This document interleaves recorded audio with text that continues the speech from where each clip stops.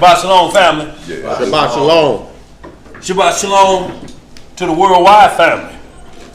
Peaceful Sabbath today, y'all, as we get about our Abba's business, y'all. Bringing forth these lessons. Y'all know how we get down, y'all. We need to turn toward Holy Jerusalem, where our help cometh from. Long live the King. Long live the King. Yes, sir. Reading in the Psalms, the 82nd chapter, with the Most High's permission, in the name of His only begotten Son. Yes. Long live the King. Long live the King. Yahweh standeth in the congregation of the mighty. Yes. He judges among the gods. How long will ye judge unjustly and accept the persons of the wicked? Selah. Selah. Defend the poor and fatherless. Do justice to the afflicted and needy. Deliver the poor and needy.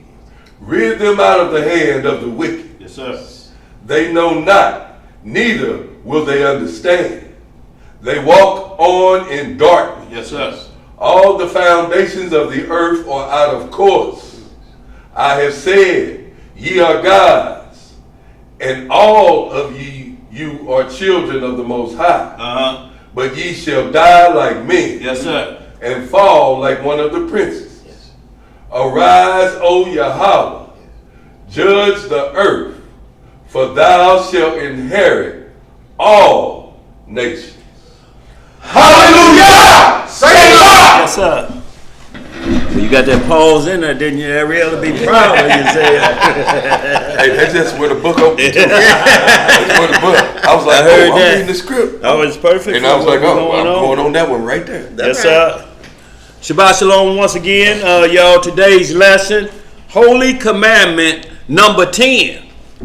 And we're going to get into that commandment which states, thou shalt not covet. But there's a positive and a negative side of that according to the script. So we'll let the script explain what's positive and negative coveting. So you mean there's a righteous covenant? Yes, sir. So we'll get that, but real quick if we can. Do we have any questions or concerns too, Bob, before we get started? So far so good. You said you had one out there. Was that from Mark Sleepy? Yeah, let me pull it up real fast. Give me one moment here, fam. All right, the question was referring to 2nd Ezra, chapter 2 and verse 18. Yeah. And it says, for thy help will I send my servants, Esau and Jeremy, after whose counsel I have sanctified, and prepared for thee 12 trees laden with diverse fruits. He said, Tobias, can Daniel please explain this in class? So when you go back, and we always deal with subject matter so we don't get caught up in verse teaching. And y'all, and what that means is you're trying to get understanding out of a subject without the subject matter. So when you go back to verse 1 and you start to read down, you'll see that this is about a land prophecy as well as the regathering of Israel. It's saying, I'm going to gather you and I'm going to feed you and the tree of life is going to be there. That same language is in Revelation 19 through 21. The same exact language. Yes, sir. Now, if there is an interpretation thereof and they're saying that this word Esau should be translated in these scriptures to Isaiah, then we need more proof of that somewhere else. But according to Revelations, this matches perfectly with the second coming when I'll give them 12 manners of fruit trees and a disciple will be sitting on 12 thrones. Right. And it's talking about feeding them. Now, if you have any concern that Esau name shouldn't be there or it can't be there because he can't be a servant, please read Amos 9:11 for me, Elisha, whoever got it. And then Zeb, if you will, give me covet. So we'll be prepared for that, locked and loaded. And then we'll get a little bit of understanding, or we got to find somewhere else that where the translation Esau is also translated as Isaiah. Right. We have to have that, or we've been verse taught. Right now we have to go with what the scriptures say. But if you read this same 2nd Ezra, verse 1 through 5, going to set the stage for what that verse 17 and 18 is even talking about. What does it say, Elisha? Amos chapter 9, verse 11 and 12. Yeah. In that day will I raise up the tabernacle of David that is fallen, and close up the breaches thereof. Right. And I will raise up his ruins, and I will build it as in the days of old. Right. That they may possess the remnant of Edom. What may they do? Possess the remnant of Edom, and of all the heathen which are called by my name, saith the Most High that doeth this. See, so we understand that clearly that that's saying Esau that's called by his name. It's a difference, y'all. It ain't just talking about because Esau be destroyed, you think they ain't going to be there. Right. No. The Most High is clearly telling you that he has a remnant. It's the same as in Isaiah when it said, my servant Cyrus. Right. Cyrus is a Syrian. But Cyrus allowed us to go back and build the second temple. Yes. There's and not only that, but it was recorded in their language in a little stone called the Cyrus cylinder. Yes. Yes. That's right. You'll read the same exact thing that Jeremiah wrote about my servant Cyrus. So now it also says that Sleep said the Most High revealed it to him. So the answer that he got, would you read the answer that he said he got? All right. One moment. It says, the Most High revealed it to me.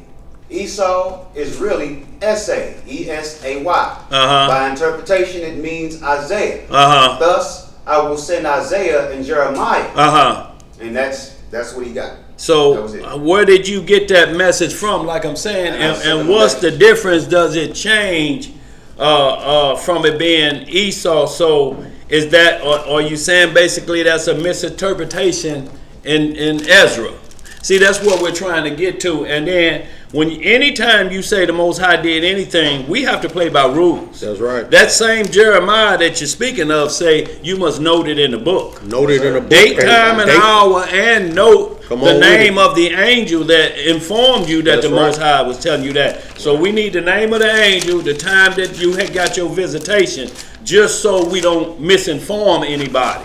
But if we will, let's just back that up to verse 1 so we'll know what that's talking about. Then we'll get to our lesson at hand really quickly, because we don't. This will be a whole nother lesson, but we just need to get right into Second Ezra. What was it? Chapter 2, verse 1. Verse 1. Go ahead and we'll get our subject matter, and then everybody else read on down on your own.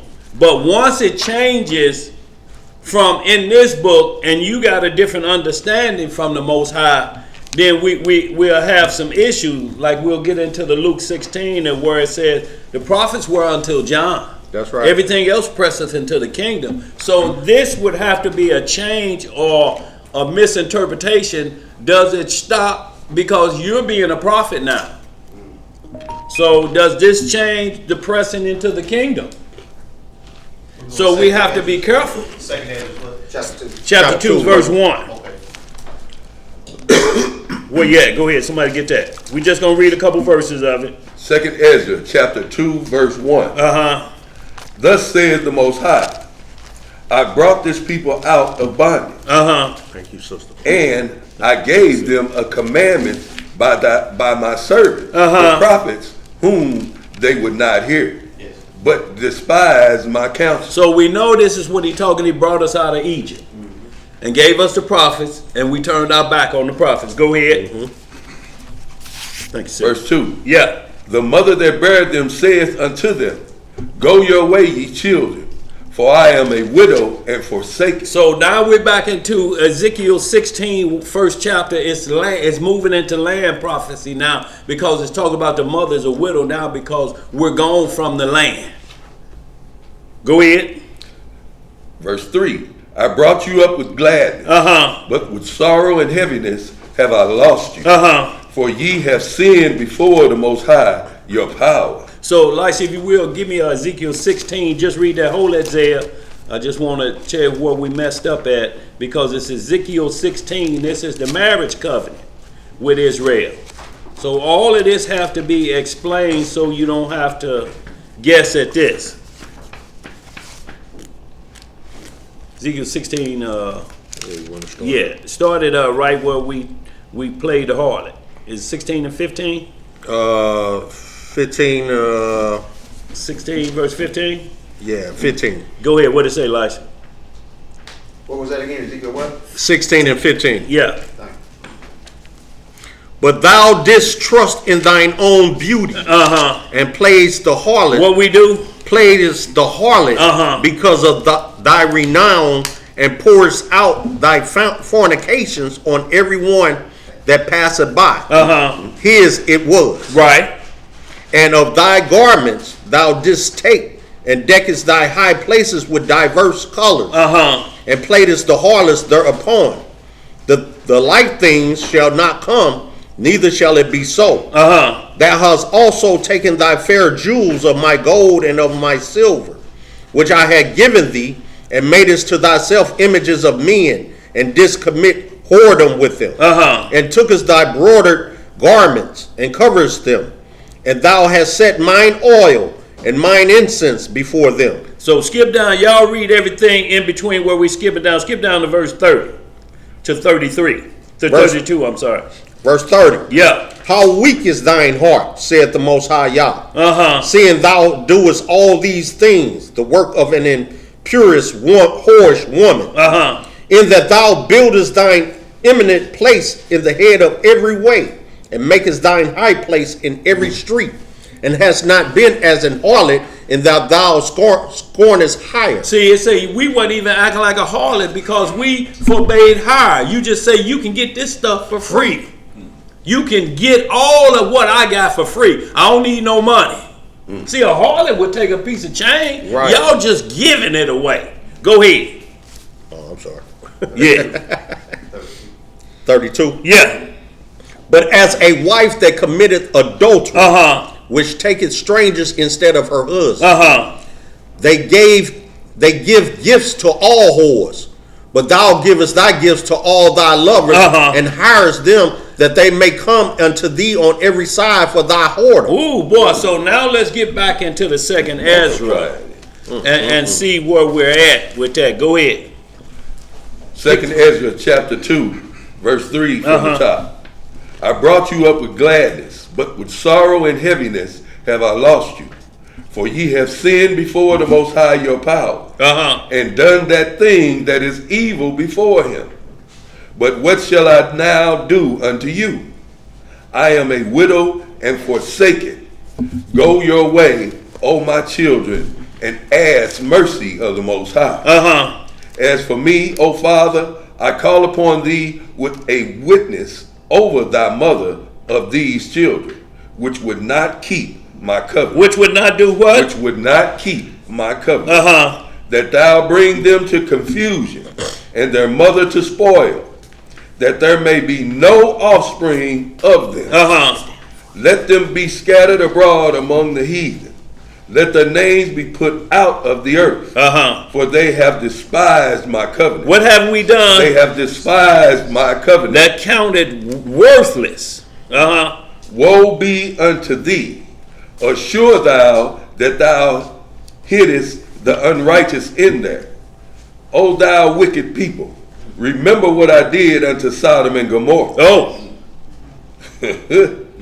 O wicked people, remember what I did unto Sodom and Gomorrah, whose land lieth in clouds of pitch and heaps of ashes. Even so also will I do unto them that hear me not, saith the Almighty Power. Thus says the Most High unto Ezra, tell my people that I will give them the kingdom of Jerusalem. Hold on. Now, when we get down to verse 18, I'm just looking at that. The spelling is E-S-A-Y. Who said Esau? He did. He had it in. That's how he had it in his text. Well, it's not Esau. It's Asaias, just like E-S-A-I-S-E. Man, we got took all around the block for this, but it's still the same understanding. I thought he asked, is this saying Esau? No, it's Isaiah. I understand what you're saying. I see what you got in there, but that's not Esau. That's Isaiah, just like Asaias. E-S-A-I-S-E-S. It's just a different spelling of Isaiah. But we chasing this like this is saying Esau. Don't send us misspellings if we understand it. It's spelled just like it is in there. I'm thinking it's Esau. When we was reading this earlier, did we read this as Esau or Isaiah? We didn't we didn't read it. We read his text. We read the text. See, we didn't read the script first. Yeah. So we read the text. Then it's Isaiah, but Esau is still a servant. That's what we wanted to run it in case anybody was saying that was a misspelling of Esau. But Esau is not translated to Isaiah. Taking us to chapter 2 and 18. Yeah, that's but like Esau? It says Esau, but that's not what the script say. He said, hold on. What does this says? It does say on Esau. I will send my servants. Isaiah. I'm talking about in what right here. But it says my on there. scripture. That's in yours, right? Yeah. That's my scripture at. I have no problem with that. Well, so saying, we're covered from that. But does ESAY, if we Google that right now, if we do that in strong concordance, what does it say? Let's do it. See, because if it's just another version, y'all, the bottom line is we still have to match up if a name sounds like it's off-centered or it's like in the book of Sirach, not in Sirach, in Jasher, where it talks about Melchizedek. Right, the Bible calls him Melchizedek. Book of Jasher call him Azoniadek. Yeah, right. It's the same individual because the same practice is going forth. It's just how at this time that's how it was pronounced, Azoniadek. But people knew who you're talking about, Melchizedek. Right. But it still comes down to both individuals in Genesis 16 and Jasher 16 is both of them is Shem. Both of them explain as Shem. So there's no misunderstanding there. But when we this is what I'm saying, how this verse teaching could kind of alter some things. But what we have to do is, like I say, go back to verse 1 and see if any of this applies to Esau, or do we have different scripts out here. It says in the chat, you say mine say Esau. Well, if it says Esau, then this is ESAY. It's either short for that or ESAY in my everything I'm pulling up is saying Isaiah. So if we go with Isaiah, then is there a translation issue? No, because it's still the same thing. Because the prophet still wrote it. Right.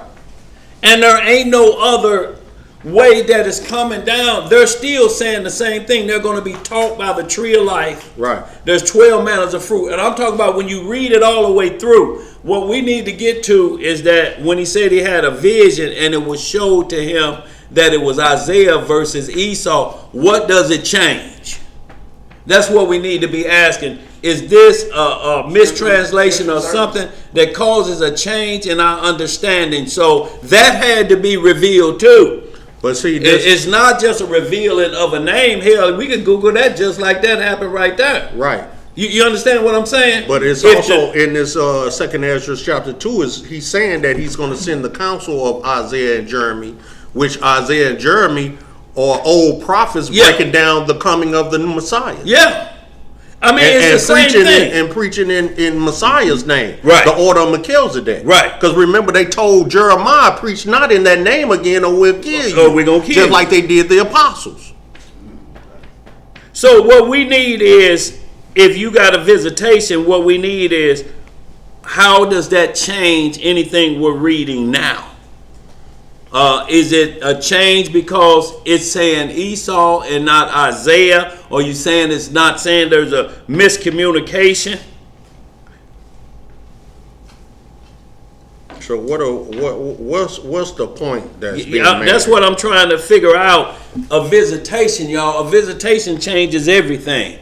Does it change the prophecy because of what's that saying? Even if it was Esau, there's still prophecies that the children from east, west, north, and south will be brought to the kingdom, right, and sit on the side with Abraham, Isaac, and Jacob. Yeah. And the children of the kingdom should be thrust to the outer darkness, and there should be weeping and gnashing of teeth. Mm-hmm. Abhor not an Edomite, right? For he is your brother. And see, because What you're not understanding, they came out of the same loins. But what I'm saying, if he's saying, that says Esau, mine says Isaiah, tell us how, with your visitation, how does that change? Does it change this prophecy from one, if we just take out, if we just look at verse 17, does verse 17 control from verse 1 through 48? That's what we're asking. That has to be there, because we could pick any other one, you know what I'm saying? Yeah. And say that means Solomon is called Jedediah Moses had many by the names. prophets. So what we want to make sure of is if it's converted to if he's saying it to Esau, can he be saying it to Esau too? Can he be saying it to the nations? Because all nations still have to come up. If you will, y'all, pick this up. We ain't going to get too long in this. Pick this up at verse 33. A second there. Yeah. Y'all read 1:17 on down. We just going to get through 33 on down. Second Ezra chapter 2, verse 33. Yeah. I, Ezra, receive a charge of the Most High upon the Mount Oriel, that I should go into Israel. But when I came unto them, they set me at naught, and desired the commandments and despised the commandments of the Most High. And therefore I say unto you, O ye heathen, that fear and understand, look for your shepherd. Who's the heathen to look for a shepherd? Go ahead. Look for your shepherd.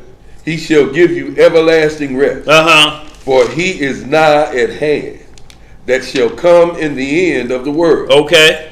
Be ready to the reward of the kingdom, for the everlasting light shall shine upon you forevermore.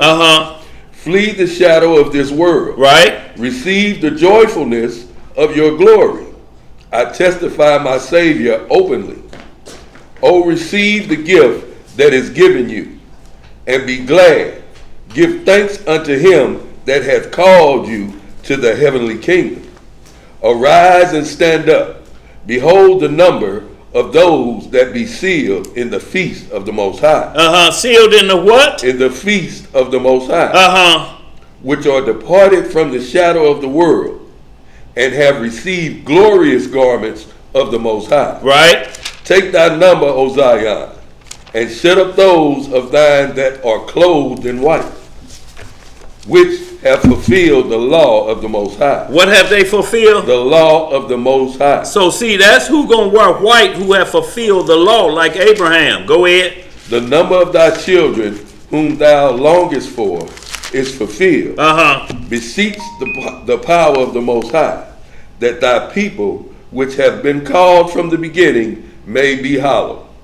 I, Ezra, saw upon the Mount Zion a great people, whom I could not number, and they all praised the Most High with songs. And in the midst of them there was a young man of high stature, taller than all the rest, and upon every one of their heads he set crowns, and was more exalted, which I marveled at greatly. So I asked the angel and said, Sir, what are these? He answered and said unto me, These be they that have put off the mortal clothing, and put on the immortal, and have confessed the name of Yahweh. Now are they crowned and receive palms. Then said I unto the angel, What young person is that crowneth them, and giveth them palms in their hand? So he answered and said unto me, It is the Son of Yahweh. Who is it? The Son of Yahweh, whom they have confessed in the world. Then began I greatly to commend them that stood so stiffly for the name of the Most High. Then the angel said unto me, Go thy way and tell my people what manner of things and how great wonders of the Most High thy power thou hast seen. So right now, when we get back to the final end, now read verse 18 of that, and 19 of that same verse. Verse 18. Yeah. For thy help will I send my servants. Esau and Jeremy, after whose counsel I have sanctified and prepared for thee 12 trees laden with divers fruits, and as many fountains flowing with milk and honey. The 7 mighty mountains, whereupon there grow roses and lilies, whereby I will fill thy children with joy. So now let's just get real quick. Revelation 22:1.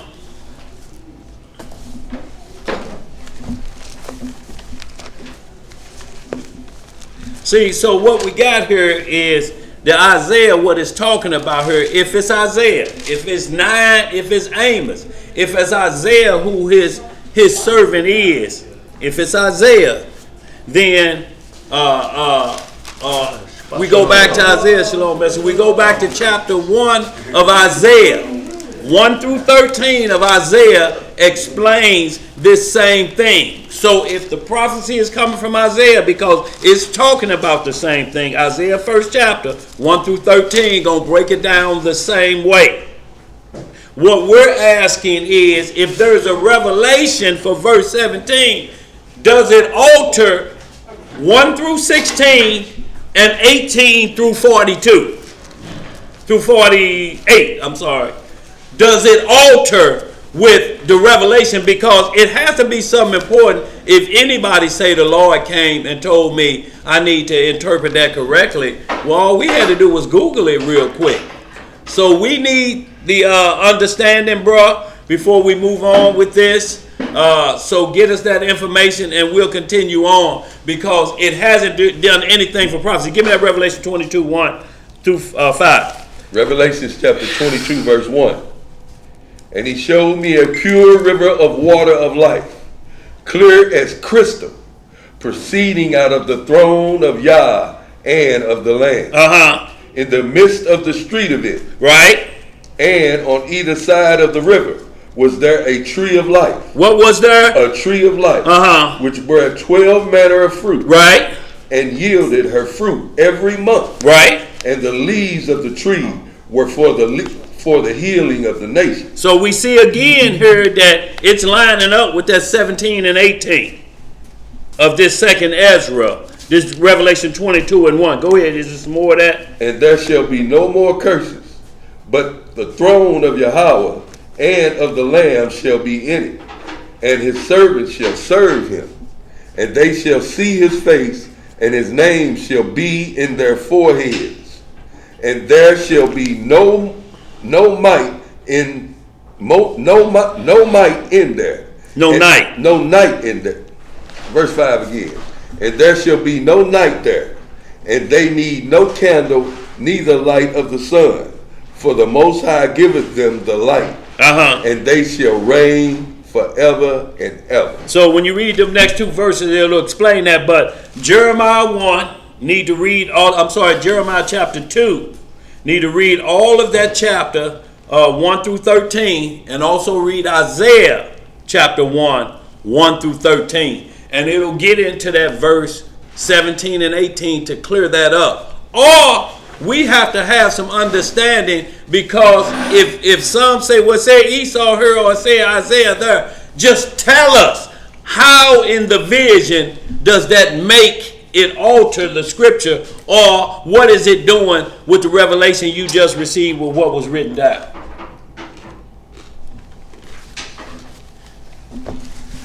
Real quick, let me read something so y'all understand what I'm talking about. Bro, say maybe I used the wrong choice of words, not trying to be a prophet at all. No, you got to use the right. When you say he revealed to you, then Google just revealed it to us, didn't it? So we just have to be careful of that, bro. Right. So look, I'm just reading from the book of Jasher, Shalom. We at Jasher chapter 16, verse 12, verse 11. And Azoniadek, king of Jerusalem. Now read me Genesis 16 and 1. Genesis 14, 17, I'm sorry. Genesis 14, 17, I'm sorry, y'all. 14, 17? Yeah, she'll be there. Genesis chapter 14, verse 17. And the king of Sodom went out to meet him after his return from the slaughter of Kedorlaomer, and of the kings that were with him at the valley of Shaveh, which is the king's dale. And Melchizedek, king of Salem, brought forth bread and wine, and he was the priest of the Most High Yah. So right here again, we go right back. Now see, it said Melchizedek, but it's a Zoniadek over here. It's the same person. It's just how the name is being pronounced. If the name is being pronounced like that, then that's what it is. But what we get over here, and this is Zoniadek blessed Abraham, and Abraham gave him a tenth from all that he had brought from the spoil of the Zoniadek. For Zoniadek was a priest before God, and this Zoniadek was Shem. So it says the same thing. It's just a pronunciation of words, y'all. We can't get twisted up in there. What we're asking is, if the problem you're having with who name is in here, does it alter prophecy? Everything from the rest of that chapter of the Messiah coming and putting crowns on people's head, because Revelation 6 and 9 say the same thing. So that's what we're trying to bring forward whenever or however an individual say it was revealed to me. We have to know how it alters verse 1 through 16, and then 18 through 48. We got to understand how, or does it alter it? If it says no, and you're just saying, well, it revealed to me, it may look like Esau right there, but by saying Isaiah, it could be spelled out, but it means Isaiah. If we do that and we keep moving, we keep moving. It's not hard. But I think many of us need to get away from that saying or that phrase that the Most High revealed this to me without going through by the instructions of what the Most High revealed to you. Instead, just use, this is my interpretation thereof of this. I speak as a man. Am I correct? Yes, and that's no problem, because now you're saying this on you. You're not putting this on the Most High. Right. Nor are you bringing to forth that saying yourself is to be some kind of prophet or anything of the nature. Right. We have to stick to the instructions of the book. Right. And play by the instructions of the book. And that keeps us from any misinterpretations or private interpretations. Right. But if we just stick to, well, this is my understanding of what I've read, we good. We good. Because now you're not saying that now I've been exalted to a higher level in this walk, and the Most High is now revealing to me personally. Stop that. No, yeah, all you have to do is say what Paul always say, I speak as a man. I speak as a man. And that's what you say, I speak as a man. It opens the door for reproof and correction. Absolutely. I'm not saying that you can't, you don't, I know it all. No. That's what they reveal, and it brings on that spirit. Go to Matthew 3 and 3 for me.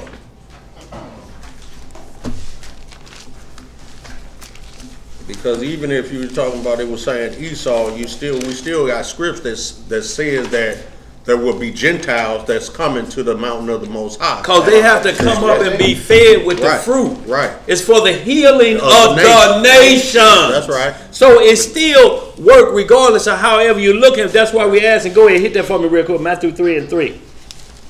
Matthew chapter 3, verse 3.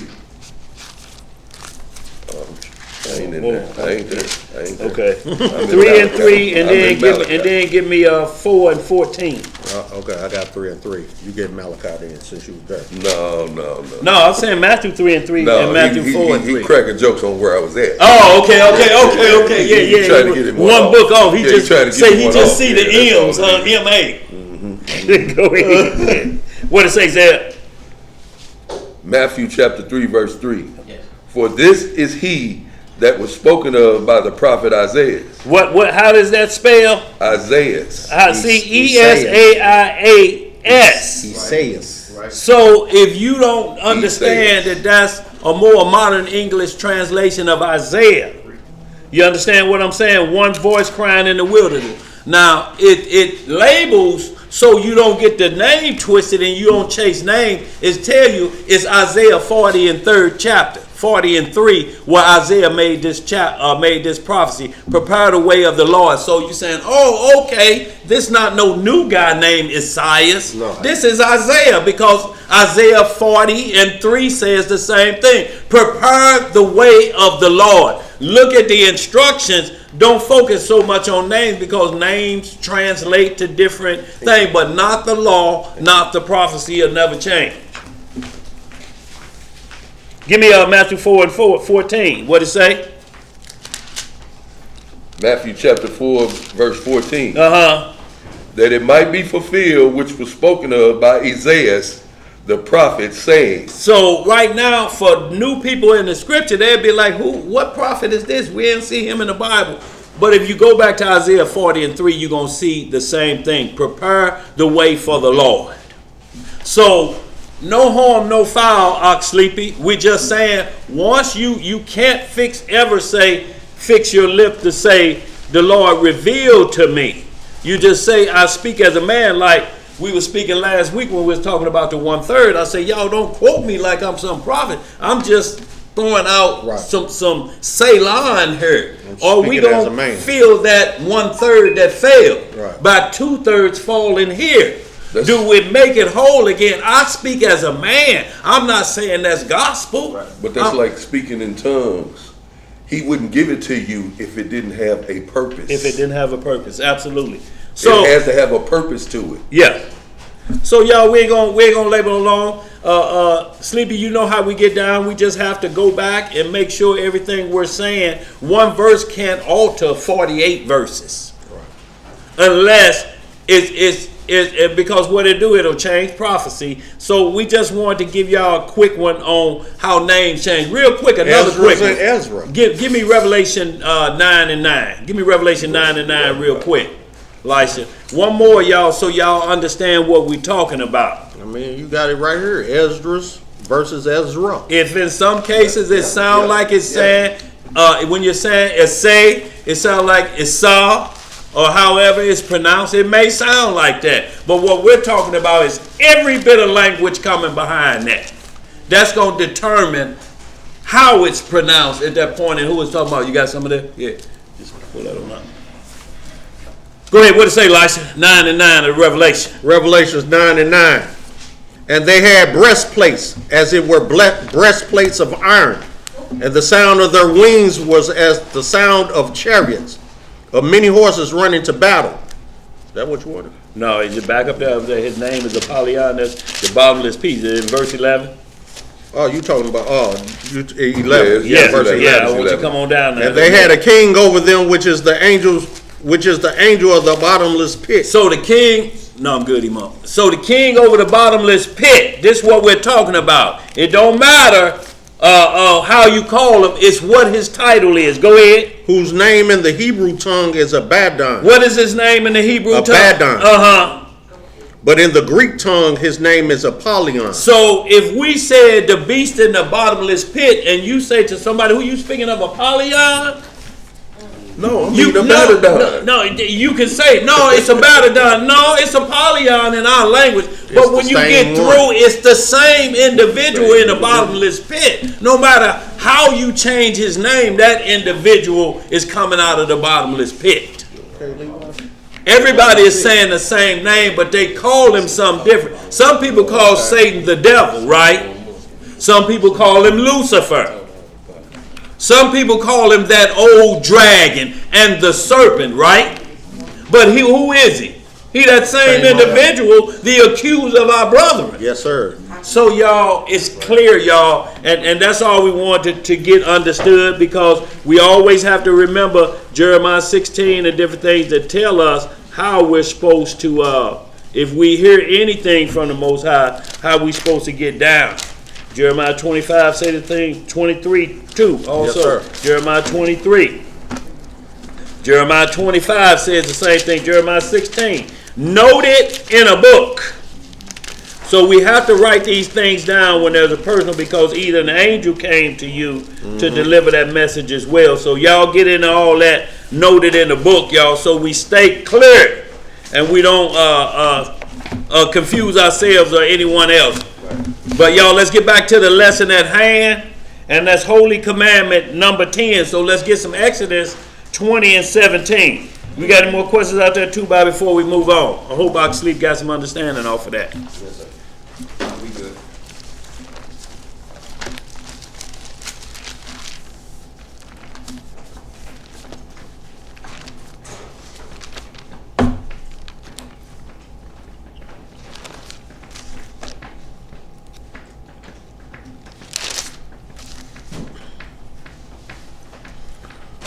Who got it? 20 and 17. Yes, sir. Exodus 20, verse 17. Yeah.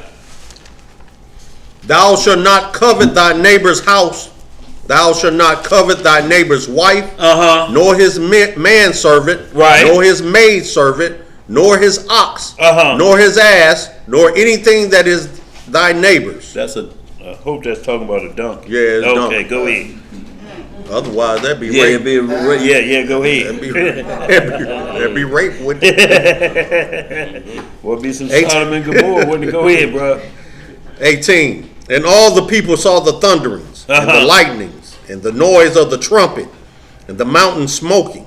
And when the people saw it, they removed, and stood afar off. And they said unto Moses, Speak thou with us, and we will hear.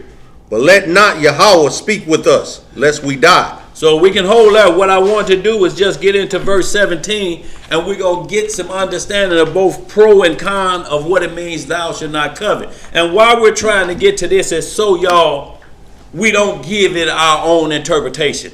Every one of these, thou shalt not covet thy neighbor's house, we're going to get into what that means biblically. So the Bible explains it. Thou shalt not covet his neighbor's wife. We're going to get into scriptures of that.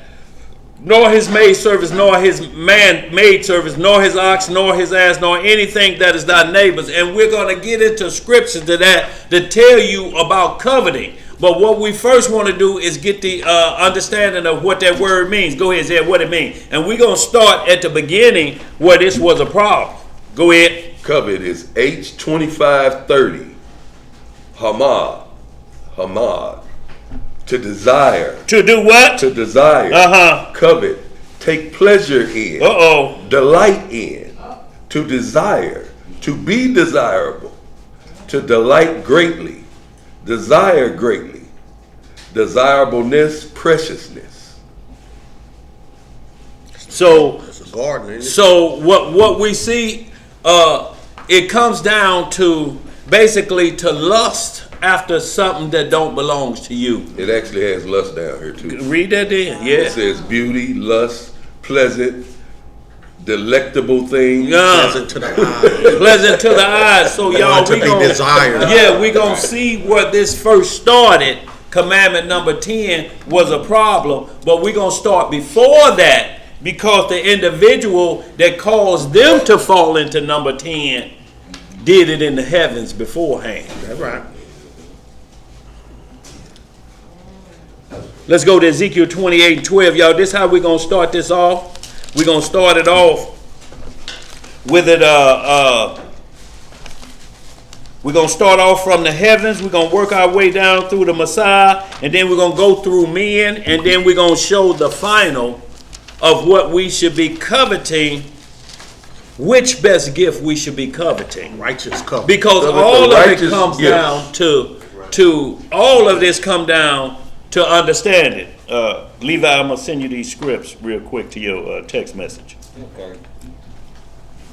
So y'all, we get started. Y'all know how we get down. All of our teachings come from our high priest given to him by his father. We talking about Yeshua HaMashiach, locally known as Jesus the Christ. After the order of Melchizedek, which he is the high priest born of a virgin. He brings forth the law to every male, female, rich, poor, free, bond, Jew, and Gentile concerning their soul, He need all he can get, Mom. not their flesh. No, he need all he can get. What happened? What happened? What happened? He getting over a cold. Who's that? No. Oh, Not me. Oh, Levi. Okay. Let's get it, y'all. So, We're going to deal with cover from each one that is explaining, because anytime he gives you a commandment, that commandment is broken, punishment has to happen to correct everything, to get it back on point. Yes. Hold on, leave it. I'm going to get you this. So, y'all, let's start this on off. In Revelation chapter 12. That was going to Ezekiel 28. Huh? Yeah, I'll take that. That was going to Ezekiel 28. We are going to Ezekiel 28. Then we're going to Revelation 12. My bad. Yeah. I'm glad you. Zare, you want water? Yeah. Yeah, I'm good. Hey, Levi, I just text you that. Okay. No, I got one right here. I'm good. Thank you, Emo. You can leave that right there. Thank you, Emo. Let's get it, y'all. Let's get moving, y'all. We got behind a little bit. We're going to Ezekiel 28. And we're going to start and see how covetous started before it got to the Garden of Eden. See, y'all, we have to always explain things before it got to planet Earth. Planet Earth is the fix for what happened in the heavenly realm. That's right. So we have to understand that. Thank you, Jamal. Go ahead, get that for me, y'all. Ezekiel 28 and 12. It's the book of Ezekiel, chapter 28 and verse 12. Son of man, take up a lamentation upon the king of Tyrus. So let me clear up something from a question last week. Somebody heard us and it appeared that like they were talking about, or thought we were talking about the Trinity, or if they were trying to explain the Trinity. And there's a misunderstanding of Son of Man and Son of God. Whenever you see Son of Man, it's an offspring of Adam. When you see Son of God, there's only two people mentioned in the entire Bible ever mentioned as the Son of God: Adam and the Messiah. No one else has been called the Son of God. Son of Man, this is Ezekiel prophesying because he's the son of Adam. When Christ, it'll explain the difference if it ever called him the Son of Man. It's always going to be capital S-O-N, so you understand he's the prophesied son of Adam coming through David, but he's the root and the offspring. So it'll capitalize it so you don't get it mixed up with the prophets, Jeremiah or one of the other prophets. Go ahead, Jeremiah. I got a question that I asked this before when I got my feelings hurt because the guy went off on me. Give me chapter and verse what Trinity is in the Bible, because I ain't never seen it. It ain't in there. See, what we're talking about is commandments of men. That's where they take a doctrine and they make it a religion. The script 1 John 5:7 and Genesis 1:26 call it the Godhead. It's called Elohim, plural Godhead with one leader and his subjects underneath him. That's called the Godhead. That's 1 John 5. There's three that bear record in heaven. So we have to understand Genesis 1:26, let us make man. So that's still that Godhead, but that's not a Trinity. A Trinity is the Almighty by himself, and then he decides, I'm going to split myself. I'm going to be my son today. And then I'm going to go down on earth and be born of a virgin. Who watching the kingdom? And then I'm going to be the Holy Who Spirit. Who watching the throne? Now, earth is your footstool. Now you are dwelling in your footstool. See, that's where people don't understand. The Most High is supreme. He didn't create everything that so he would have to work. His work is done after the creation. Where we at? What you got, Tubal? Oriel sent me a text. He said, please ask Daniel to announce the prayer request about Agda. Needs prayer. He's very sick. We'll definitely get that, Agda. Sister Yisraela. We asked for that last Sunday as well to pray for Agda, y'all. We need prayer in this hour, y'all. And also our brother Aria, y'all, we know him as DJ Bill. He's recovering a little bit. He had a procedure, but he's recovering well. So need prayer for that brother to continue on being strong. But Agda, we praying for you, brother. Yes.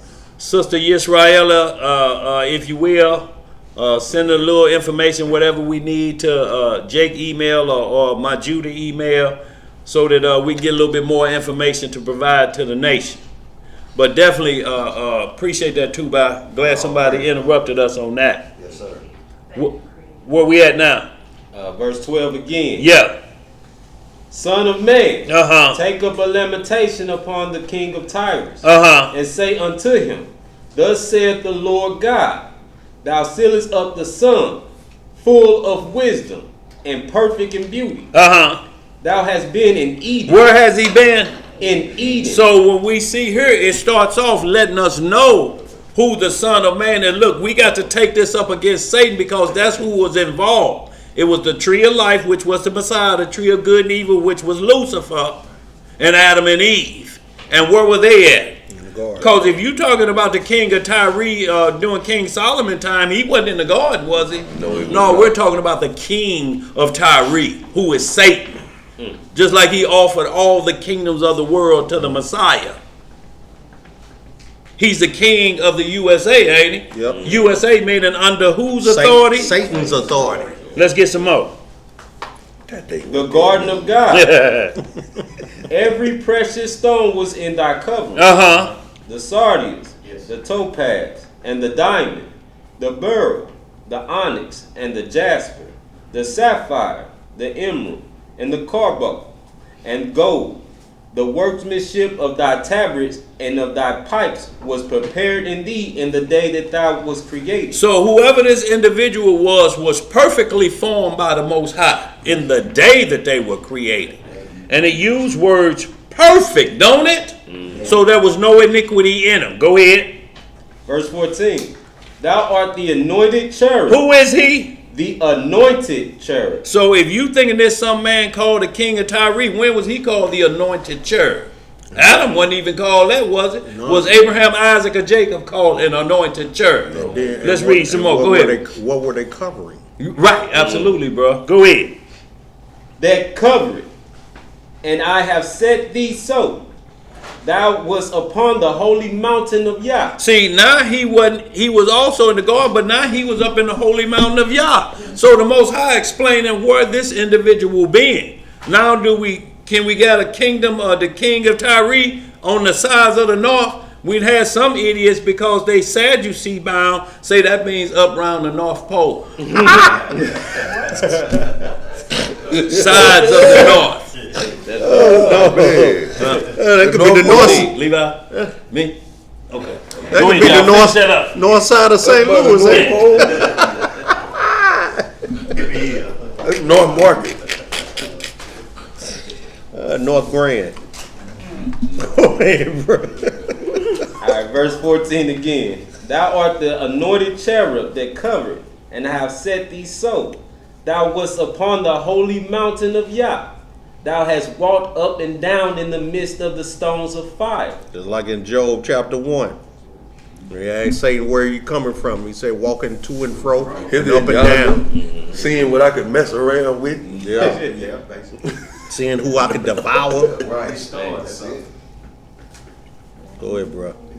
Thou wast perfect in thy ways from the day that thou was created, till iniquity was found in thee. So Most High didn't create evil. Right. He created perfectness, and iniquity, evil came out of that which was perfect, created. Was found inside of Satan. But he didn't create evil. That's right. He created Lucifer, and evil was found in him. Yeah. But like Dan always say, there's no record of anyone convicting or convincing Satan to sin. Right. Exactly. Read on, bro. 16. Verse 16. By the multitude of thy merchandise, they have filled the midst of thee with violence, and thou hast sinned. Therefore I will cast thee as profane out of the mountain of Yah, and I will destroy thee, O covering cherub, from the midst of the stones of fire. Thine heart was lifted up because of thy beauty. Thou hast corrupted thy wisdom by reason of thy brightness. I will cast thee to the ground. I will lay thee before kings, that they may behold thee. Thou hast defiled thy sanctuaries by the multitude of thy iniquities, by the iniquity of thy traffic. Therefore will I bring forth a fire from the midst of thee. It shall devour thee, and I will bring thee to ashes upon the earth, in the sight of all them that behold thee. Yes. All they that know thee among the people shall be astonished at thee. Thou shalt be a terror, and never shalt thou be any more. So he'll never regain that righteous habitation ever again. And you read that in the book of Enoch, when all those demons, when Satan and all his minions were cast into everlasting darkness in hell for judgment, and they besought Enoch to pray for them on their behalf, and he's like, no, y'all should be praying for me. He said, but y'all will never regain your righteous place habitation ever again. You are forever destroyed and cast into everlasting darkness, and then reserved to judgment for fire and everlasting destruction. So you'll never get back to a righteous place. There's no repentance for them. And just like the watchers, he said they'll never come back to a righteous habitation ever again. And after they were destroyed, the evil spirits that roam the earth come from those Nephilim. And those evil spirits are cast upon evil men and the evilness of men upon the earth. They get those evil spirits inhabit them. Like the lion spirit, when you read about there was a lion spirit that went out. These are those kind of spirits from the Nephilim that the Most High appoints to evil men on earth and wickedness. Just lie for no reason. But hold that real quick and hit this Sirach chapter 10, and we'll see where what was it in Satan. But in this Sirach, you see that pride is the beginning of departing from your Maker. That's right. Sirach chapter 10, verse 12. How far we get down on that Ezekiel? Did we hit that Revelation 12 too? No, not yet. We just got down to Ezekiel 18, I think. Yeah. Is that good? Profane, he was thrown out? Yeah. Okay.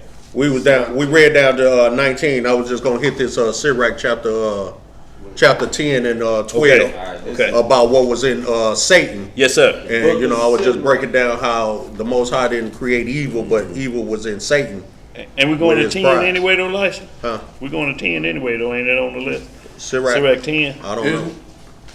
I ain't seen you. What's up, About AZ? long, You AZ. ain't gave me the list. I texted to you. I You texted did to you? everybody, yeah. Oh, my bad. My text must not be working. I don't be texting. I don't be paying no It attention is to on mine. the Sirach 10, 6. Okay, I got 10, so we'll just read it all then. So we're on the same wavelength. Y'all, but that was just security had a little issue out there. Somebody got in the building. Y'all, I thought that was just they having another event around there. It was some brother around there whooping on a woman. His lip was busted, and he said, she hit me first. His lip bleeding, and he whooping her with a pole around the corner. Yeah. What? So he had to straighten that matter out. He was just wanting to make sure it wasn't none of our people. I'm like, no. Ain't none of our people around there You doing ain't got no bad Ike Turners like up in there. No.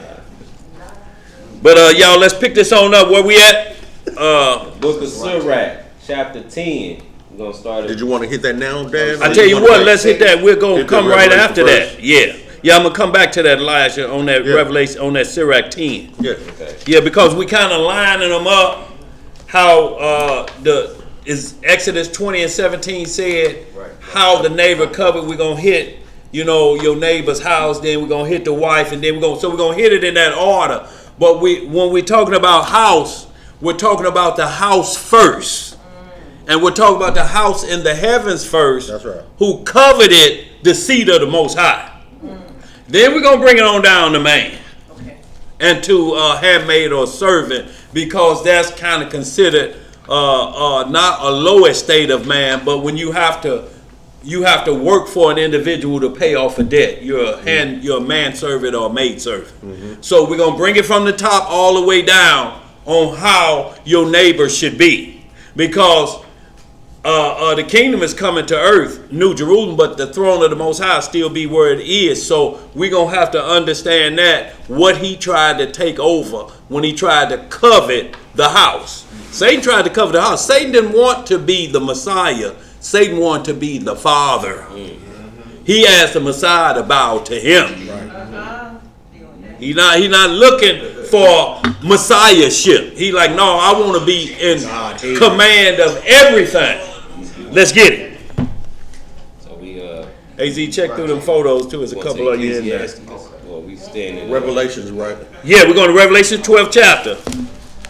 And we just want to we got to start up top first to see what happened with Ezekiel 28.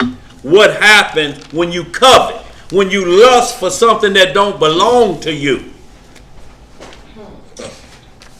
That wouldn't be a righteous covenant. No, that ain't no righteous coveting. And you see, why we went to Ezekiel is to show you how he was prepared. But that wasn't good enough for him. He want more. Perfect wasn't good enough. You perfect. You're the most beautiful angel ever created. All the precious stone, and it wasn't enough. Said he was perfect. He was perfect. Let's get that Revelation 12. But he like, no, I want to be more than just perfect. All right, what we starting at? Start at 1. All right, Revelations chapter 12, starting in verse 1. And there appeared a great wonder in heaven. What was the wonder at? In heaven. A woman clothed with the sun, and the moon under her feet, and upon her head a crown of 12 stars. Right. And she, being with child, cried, travailing in birth, and pain to be delivered. And there appeared another wonder in heaven. And behold, a great red dragon. A great what? Red dragon. Having 7 heads and 10 horns, and 7 crowns upon his head. So now we see that when we break this down, we see that the whore that sitteth upon many waters, this is the king over all the other nations. So it's giving out crowns. This beast, this dragon. You understand what I'm saying? So it's giving out crowns. So this is how we want you to understand how it's breaking down what Lucifer was trying to accomplish. And this like explains the king of Tyre as well. See this king giving crowns to them, to 10 horns. So it's the same as the king of Tyre. He's the true king of Tyre, Lucifer, because he's the king of whatever civilization that's ruling the world illegally, like Egypt. He was the king of Egypt as well. Let's get some more. Verse 4. Yeah. And his tail drew the third part of the stars of heaven. What his tail do? Drew the third part of the stars of heaven. And see his tail, because it's a dragon, I always say like the sting is in the tail, so to speak. So he brought with his tail, he sucked a third part of the angels to go with the plan with him to take over the throne and promise them the same gifts he promised the Messiah in Matthew 4:4. I give y'all all of these. Look, ain't you tired of just dealing with that planet over there? I'm going to give you this, I'm going to give you that. But you're going to be with us when we take the throne now. The Ancient of Days is getting a little old. I believe we can get at him now. And that one fallen angel did the same with the Nephilim. Yeah. They went into the daughters of men. He said, am I going to be the only one that's going to suffer the crime, the punishment for such a great crime? Right. They said, no, we're going to roll with you. We all confederate in this this enterprise that we're about to take over. Yes, sir.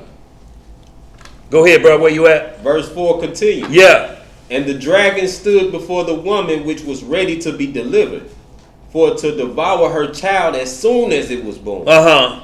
And she brought forth a man-child, who was to rule all nations with a rod of iron. And her child was caught up unto Yah, and to his throne. And to his what? And to his throne. So we see that not only the second wonder was part 2 of what the devil was going to do, and that was going to try to take the Messiah out. But he was called up. Daniel 7 and 9th chapter. 9 and 7, I should say. We just went over there. It's the same language, Daniel 9 and 7. Called up to the Most High, the Ancient of Days. Go ahead. What else to say? Verse 6. Yeah. And the woman fled into the wilderness, where she have a place prepared of Yah, that they should feed her there 1,260 days. And there was war in heaven. What was there in heaven? War in heaven. Michael and his angels fought against the dragon, and the dragon fought and his angels, and prevailed not. Neither was their place found any more in heaven. See, never can go back there to dwell there. So their dominion and their dwelling is on earth. Go ahead. What else to say? And the great dragon was cast out. That old serpent. That old what? That old serpent. Called the devil and Satan, which deceiveth the whole world. He was cast out into the earth. And his angels were cast out with him. Read that last verse, verse 10. And I heard a loud voice saying in heaven, now is come salvation and strength and the kingdom of our Elohim and the power of Hamashiach. For the accuser of our brethren. For the who? The accuser of our brethren is cast down, which accuseth them before our Elohim day and night. See, and then the next verse say they were overcome by the blood of the Lamb. So y'all, why we wanted to get that understanding is the war in heaven, so everything starts to fit in place like a puzzle. Just like it's supposed to go. But we see that 10th commandment, thou shalt not covet. We see that old dragon say, I want to go up there. Now, if he's already in the heavens, that means he wants to go up higher. Because there's 10 levels of heaven, according to the book of Enoch. The Most High sits on the 10th level. Angels ain't never got past the 7th level. No angel but Messiah. So when he said, no man has ascended up to heaven, but he that came down. He's the only one that come from the Father, that sits on the right hand. Satan them used to have to look up there. Boy, I want to go up there. I don't just want to go up there and sit. I want to run things. And he conned the third to try to run things, and they were cast out. Shalom, Israel. Shalom, brother. Shalom, brother. Shalom, brother. Where we at? We done with that. So now let's get right into it, y'all. The lust problem of coveting. We're going to see the negativity, and it started up in the heavens, and he just brought it down to earth. And jumped right in the garden with it. So y'all know the whole story, but we're going to get right to it. Genesis 3 and 6, and then we're going to jump down to Genesis 16 and 17. That same verse 16 and 17. I tell you what, that's man and woman, ain't it? So, no, okay, so y'all, I tell you what, before we go there, let's go to 1 Kings 21, because we're talking about taking over trying to take over somebody's property. Coveting somebody's property. Satan coveted the house of the Most High. He coveted the whole host of heaven. If I get that seat, I control the whole house. Y'all understand what we're saying? To control the house. David controlled the house of Israel. He controlled the house. Christ controlled the house, the earth and the heavens when he was crucified and ascended on high. Now he's the controller. Everything that Christ did, Satan was trying to get that same power. But he wanted to go just a step further. He didn't want to have to answer to nobody. He wanted to be the man. Can y'all imagine him wanting the Father to bow down to him? Can y'all imagine the hoary head? No, you can't even imagine that. Wouldn't even think it. I can't even. No, don't even think it. That's the Father saying to the man who made it. Yeah. Make his thou. So y'all, let's get right at it. 1 Kings, what we say? 21. And y'all, because we went off of coveting, and we should covet our neighbor's house. And your neighbor is anybody that's keeping the same commandments of the Lord as you are. That's your neighbor. Don't matter who or where he comes from. It's Israel first and then the Gentiles. But that's who your neighbor is. Your neighbor is not the Klansman that possibly could be living next door to you. No. Your neighbor is not a Buddhist worshiper. Your neighbor is not an Egyptology worshiper. That's not your neighbor. Your neighbor is a commandment keeper in this same Bible from Genesis to Revelation. That's your neighbor. Right. Let's get some more. Where we at? First Kings 21. Yeah, in 17. And this is where we was in the heavens, now we on earth, and we're going to show you how covetousness, even because you're a king, you can't covet what a poor man's on. Can y'all imagine that?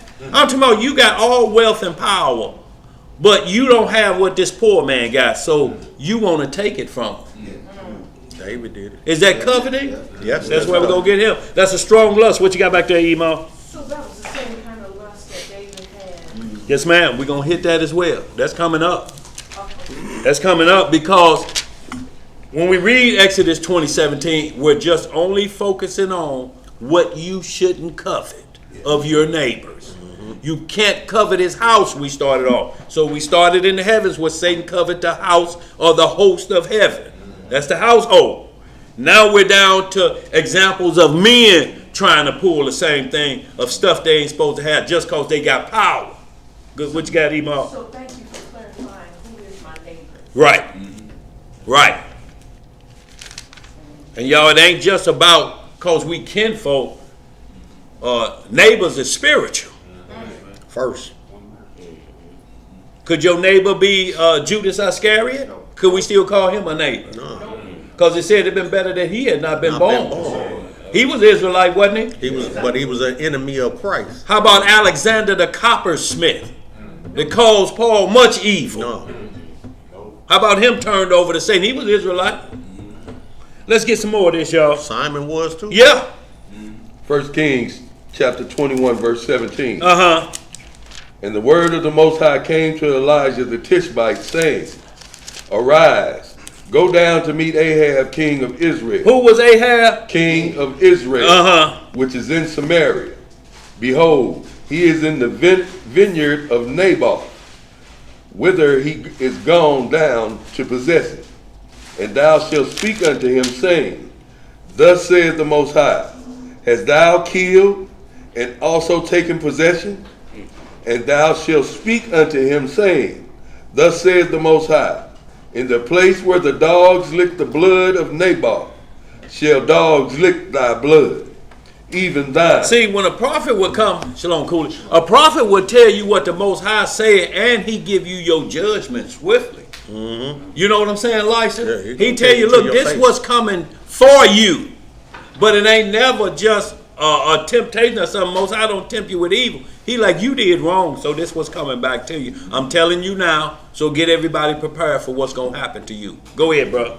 Verse 20. Yeah. And Ahab said to Elijah, Hast thou found me, O mine enemy? Yeah. And he answered, I have found thee, Yeah, I found because you. thou hast sold thyself to work evil in the sight of the Most High. See, you can't sell your soul, but you can sell thyself. All souls belongs to the Most High. You can't sell what don't belong to You're you. a fraud. What is he? Fraud. See, but you Sell sold the car and you ain't got the title to it. thyself. Boy, look here, ain't that? Boy, they coming for you. I'm supposed to get it in a couple days. Say them boys coming for you. Boy, look here. See, you can't sell your soul. All souls belong to the Lord. That's so right. sell thyself. This is a selling of the flesh. Yeah. But because it was consciously done, not only you going to the grave, but now you done something so evil. You didn't sell your soul. You bargained your soul. Bargain. Yep. You bargain good or evil for your soul. That's your responsibility. Can't nobody come to you and say, sell me your soul for some good. No, you weigh the odds up here and you say, I believe I can get away with that. That's what Esau did. God ain't watching. Man, this birthright ain't gonna do nothing for me. What'd he say? Did you see what Ahab said, though? Yeah, what'd he say? Go ahead. Hast thou found me, O mine enemy? Am I your enemy because I tell you what? The truth. Let's get some more. Galatians 4. Verse 21. Yeah. Behold, I will bring evil upon thee, and will take away thy prosperity. Posterity. Yeah. And will cut off from Ahab him that pisseth against the wall, and him that is shut up and left in Israel. So he say, I'm gonna take away your seed bearers. Yeah. Ain't nobody else gonna be produced from you. Every man that pisseth against the wall. Y'all know what that means? Y'all know why urinals are in men's bathrooms? You're pissing against the wall, against a urinal. You're actually standing up against the wall. It's just a urinal just makes it go down the wall into the drain. But that's what it means. It means a man. Because hopefully ain't no woman standing up pissing against the wall. That's going to be a problem, ain't it? That's a major problem. that ain't no woman. Right. Go ahead, bro. We ain't talking about Shem, great Shem. Verse 22. She, him, huh? Go ahead. And I will make thine house the house of Jeroboam. Like the house. Like the house of Jeroboam, the son of Nebat. And like the house of Baasha, the son of Ahijah. With the provocation for the provocation wherewith thou hast provoked me to anger and made Israel to sin. See, he says, so I'm going to punish you like I did the rest of them. So when y'all understand, if y'all go look at the punishment to these other two boys, it's going to be along the same lines of what he did. Because he comparing it to how I punished them. You did the same exact thing. So we don't get it mixed up in our minds and give him a different judgment. The Most High say, this judgment is just like what I did to them other two boys. It's comparable to that. So if anybody do this, you're comparable to that. Yeah, this your crime. This your crime, this the punishment for it, this the judgment. Right. Go ahead. Verse 23. And Jezebel also spake the Most High, saying, the dog shall eat Jezebel by the wall of Jezreel. Him that dieth in Ahab him that dieth of Ahab in the city, the dog shall eat. And him that died in the field shall the fowls of the air eat. So, dogs around the city, because dogs hang around in alleys and different things, they going to eat your flesh.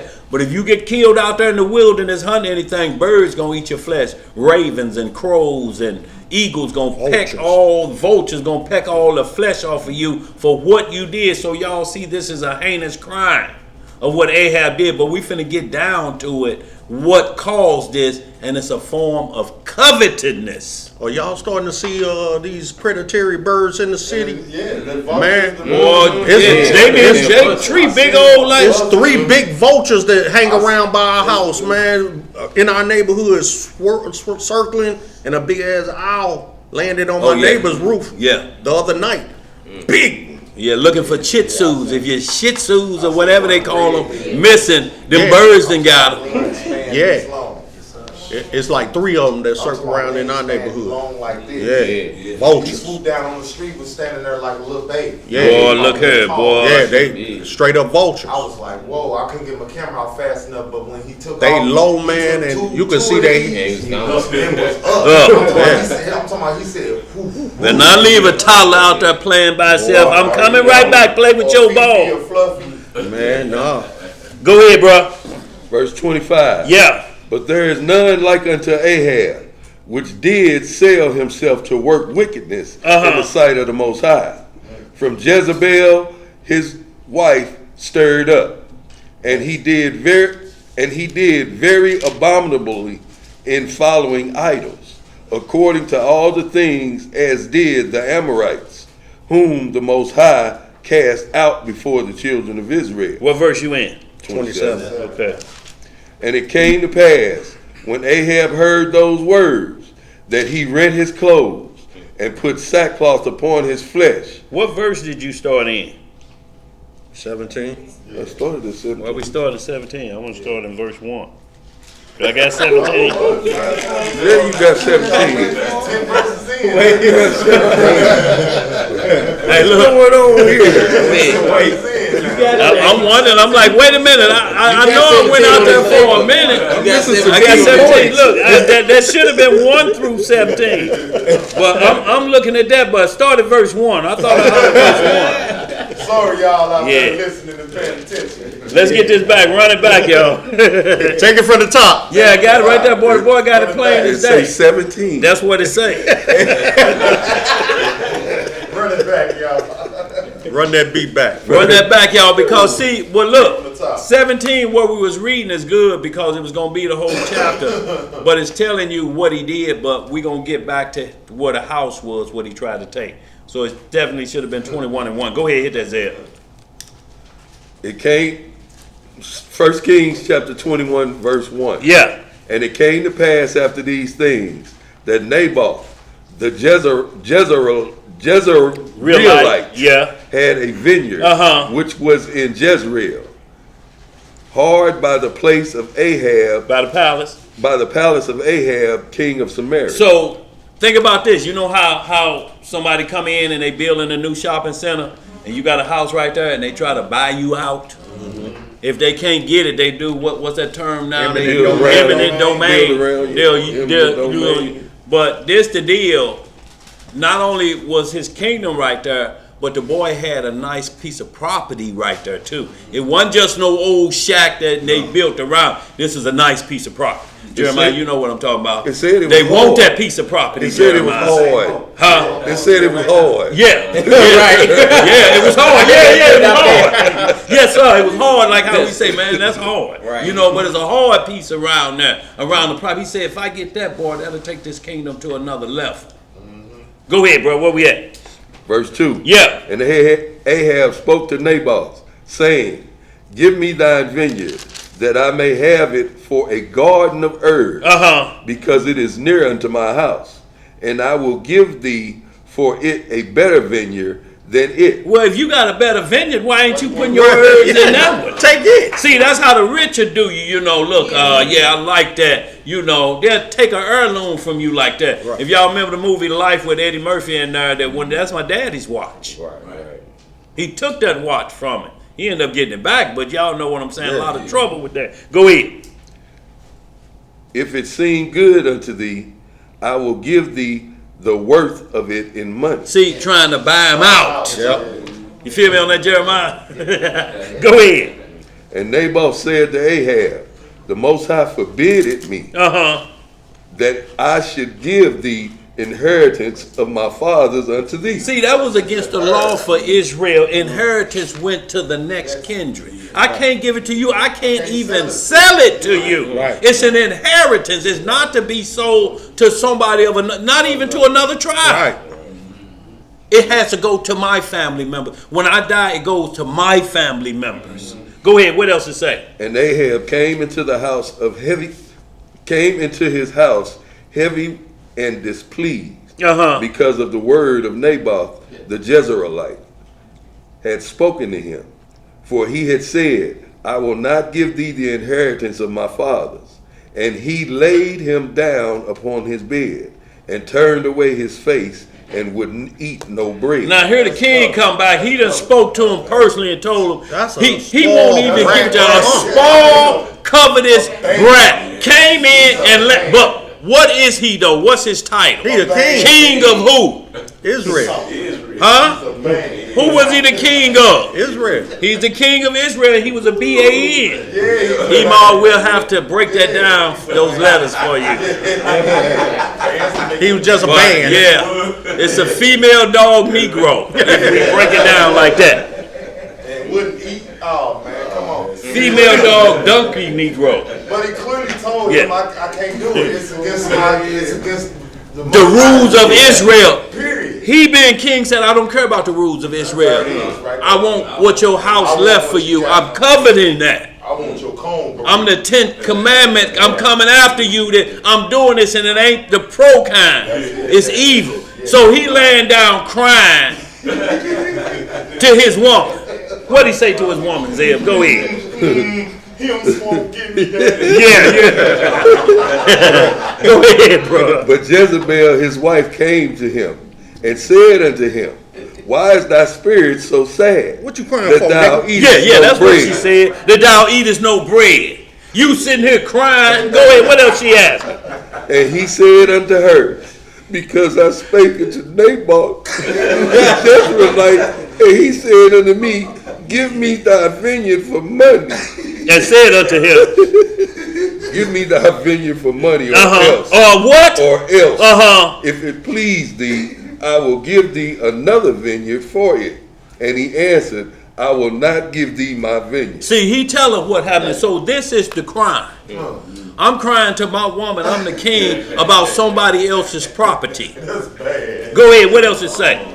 Verse 7. Yeah. And Jezebel his wife said unto him, Dost thou now govern the kingdom of Israel? She questioned, ain't you the king? Don't Ain't you King Jeffy Joffa? Sitting up here You can crying. change the rule. Get up and eat some bread. She put on his pants. Yeah, right there. Give me them boxes. So now, y'all, we get an understanding of 1 Corinthians 11 when a man can't have long hair. That's right. It didn't mean a man couldn't have long hair because you got to deal with number 6 chapter of a Nazarite and 2 Samuel 14 of Absalom cutting his hair once a year. So his fro was like this. Daily Mail had last week a fro contest. A sister won. Her fro was out 5 inches on each side, all the way around like this. Nowhere near Absalom though. But we see here the whining. This is a man now that has long hair. He's crying in his woman's bosom. Y'all understand what this means? That's what it means. They've switched roles. He's a simp. He's a simp. Simp man giant. Yeah, go ahead. Verse 7 again. Yeah. And Jezebel his wife said unto him, Dost thou now govern the kingdom of Israel? Arise and eat bread, and let thine heart be merry. I will Who gonna give it to him? I will give thee the vineyard of Naboth the Jezreel. She like, I'll go get it for you. Now look, he the king. She say, I'll go get it for you. Boy, you talking about a power move. Okay. Y'all, this is what we're baby. calling usurping and authority. This is usurp of authority, but it's not so much usurping it. He giving her control. But we can see she done been pulling this power move for the longest. This She took it ain't from new behavior. This ain't no new behavior. Been wearing pants. She asked me like, who the king? And he answered, you is? Yeah, I was gonna say, he should have said you. Go ahead, bro. You the king and he the queen. Yeah, keep on going. Verse 8. Yeah. So she wrote letters to Ahab's in Ahab's name. In whose In name? Ahab's name. Do y'all understand that now she's using power of attorney? Forgery. Not only that, but she said, I'll write in his name. Right. I'm taking control. I'm the boss around here. He crying on the bed. So that means she even had to take his signet to seal it. Yo, boy. She had to possess all his ring. His signet His and signet everything. ring. That's what you signed every document with. They put it in wax, get wax out, put that ring in there and stamp it on the seal. That's it. What you call it? Signet ring. That's it. No. What's the name of it? Notary. That's right. Notary. That's Notarizing. You gotta get it notarized. Yeah. She like, no, I'll take care of this, man. Go on in there and keep crying. I'll take care of this. Go ahead. What else she do, Zed? So she wrote letters in Ahab's name and sealed them with his seal. And she did what? Sealed them with his seal. Forged his name. But look, he knew it. See, so now we got Numbers 30, which matches up with 1 Corinthians 11. It's the power of the house of the man. It says the father of the household. If your mother-in-law have to live there because her husband died or whatever, whoever's in that house, if your father died and your mother have to come back there, you have to have control of the house. You're the next patriarch in control. You got to take care of your widowed mother. So she's in the house. You understand? So Numbers 30 tell you a man has such power that if he heard his wife, it says if he hear her giving a prayer, he can say, Lord, disavow that. She don't really understand what she's saying. And the prayer will be shut down. If he hear it. That's the key. If he don't hear it, that's on her. In her father's house. Because it keeps saying in her father's house. But men don't understand that power. It ain't got to be no ruling with like a lion. And you going to listen to me, heifer, when I say jump, you say how high. Do you hear me? No, if you hear something, you like, Lord, disavow. Disavow. Y'all read Numbers 30 and then you'll understand 1 Corinthians 11. Read it all though and then tie it right back in with infidel. What's that? 110:5? Worse than an infidel if you don't take care of your household. All that ties in together, them three. And you'll get a clear understanding that this had nothing to do about hair cutting. It had nothing to do about covering. This is spiritual covering And then it moves down to the fleshly. Go ahead. What else to say, bro? And sent the letters unto the elders and to the nobles that were in his city, dwelling with Naboth. And she wrote the letter, saying, proclaim a fast, and set Naboth on high among the people. Oh, look here, boy. She plotting, ain't she? Go ahead. What else they do? And set 2 men, sons of Belial, before him, to bear witness against him, saying, thou didst blaspheme Yahweh the king, and then carry him out and stone him that he may die. See, setting up free casing. False witnesses. But I'm talking about false witness, free casing, and the death penalty. Yeah, all together in one. In his name. Stone him. About what? Somebody else's property. His inheritance. They want that hard land. Y'all That hard understand spot.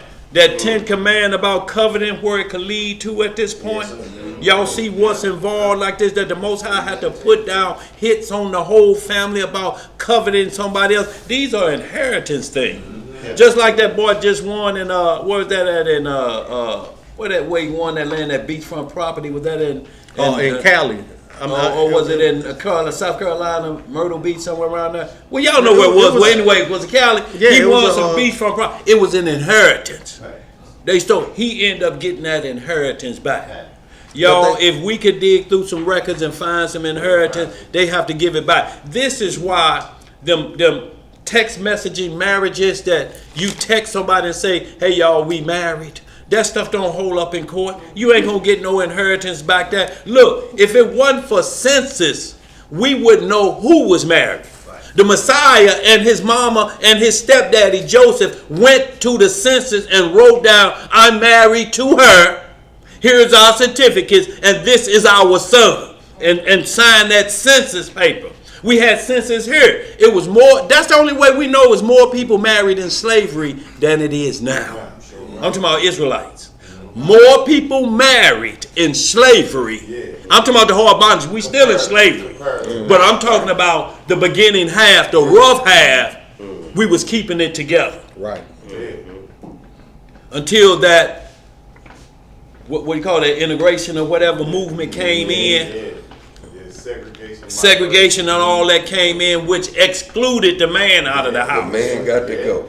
So now the marriages are broken up, and now everything is just girlfriend and boyfriend. So let's get some more of that. Now everything's just girlfriend or boyfriend. Or boyfriend, right. Go ahead. Where you at? Go down to 17. You was on 15, 14. Was I that 14? Yeah, you're on 15. Yeah, it was. All right, 15. See, that may have been how you got over to 28. You may have. No, go ahead. You can do it how you want to. I already showed you your hand.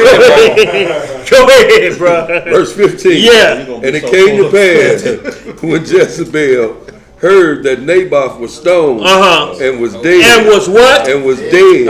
That Jezebel said to Ahab, arise, take possession of the vineyard of Naboth, the Jezreelite, which he refused to give thee for money.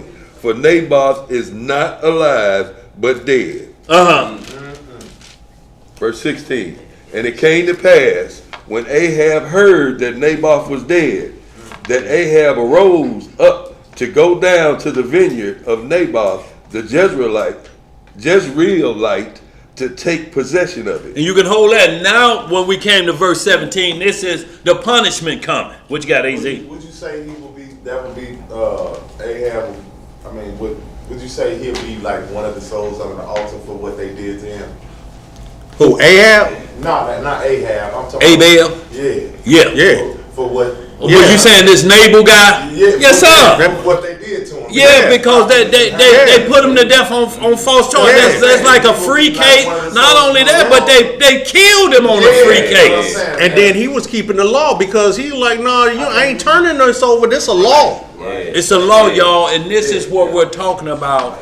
When even men if you are the king, drunken with power, covetousness don't stop from there. I had a guy told me, he said his next door neighbor won the lotto, and he had like a vintage 49 or something. He had been building. His father gave it to him, and he said he would drive it on Sundays, or what not during the summer. The dude that won the lotto wanted to buy it from him. He said no. He said, I would keep this. He said, I'll give you double what you want for it. Because he got a lot of winners. Yeah. He said, you can give me triple. I'm not going to get rid of it. And he said the dude got kind of angry at it, but he said he ended up killing himself sitting on a park bench at the lake in the $1 million house he bought. So it didn't bring nothing but chaos. Children got crazy because the way the money came. More money, more problems. It's not money is not the root of evil. The love of money is the root of evil. So it showed his covetousness that I always wanted your car. Right. Now I got money and I think I can buy you off. Yeah. But I can't. So But I can't. So I'm gonna do this, but it ended up costing him His own life. his own life because the money became ruined. The family members was pulling deals and swindling money here and there. Well, he's doing it. He's thinking the money can get him anything. So of course they're gonna follow suit. Yep. But yeah, that's what I was saying about him. Fool and his money was soon part. One who was slain for the word in his testimony. Oh yeah, definitely. Yeah. Because he kept the word of the Most High. He kept the word through even facing a king, y'all. And this is what we're talking about. It don't matter who the individual is. The law is the law. It's for the king and the low and the poor man as well. Right. There's no difference. It doesn't say, and king, you can't do it. The laws get even more, what do you say, extensive or detrimental to a person in power. Because he really has to watch himself. He's controlling the house. That's why a bishop or a deacon got them rules different from just a regular disciple. You got house rules. Now you're responsible for people. He said too much. And they watching Much you as and much seeing as what required. you do. And if you're doing something wrong, they gonna do that same thing wrong. Yeah, it's domino Look, if effect. the king is doing it, who gonna stop us? Unless y'all go do it to the king. Y'all, we ain't gonna do it to the king. So y'all, we see now we're getting in man. Let's do another man. No, we wanted to do taking over the house. So that was on Exodus 20. We started, you should not covet your neighbor's house. So we wanted to start the heaven and on earth. And we're talking about power heads. Satan, who was an anointed cherub. He's a high-ranking angel, one of the top angels. You understand what I'm saying? But he tried to take a house that wasn't for his inheritance. And then same way, so we brought it down to earth where a king in power tried to take something, coveting something that don't belong to him and think just because he got a little paper, he ought to be able to get it. Right.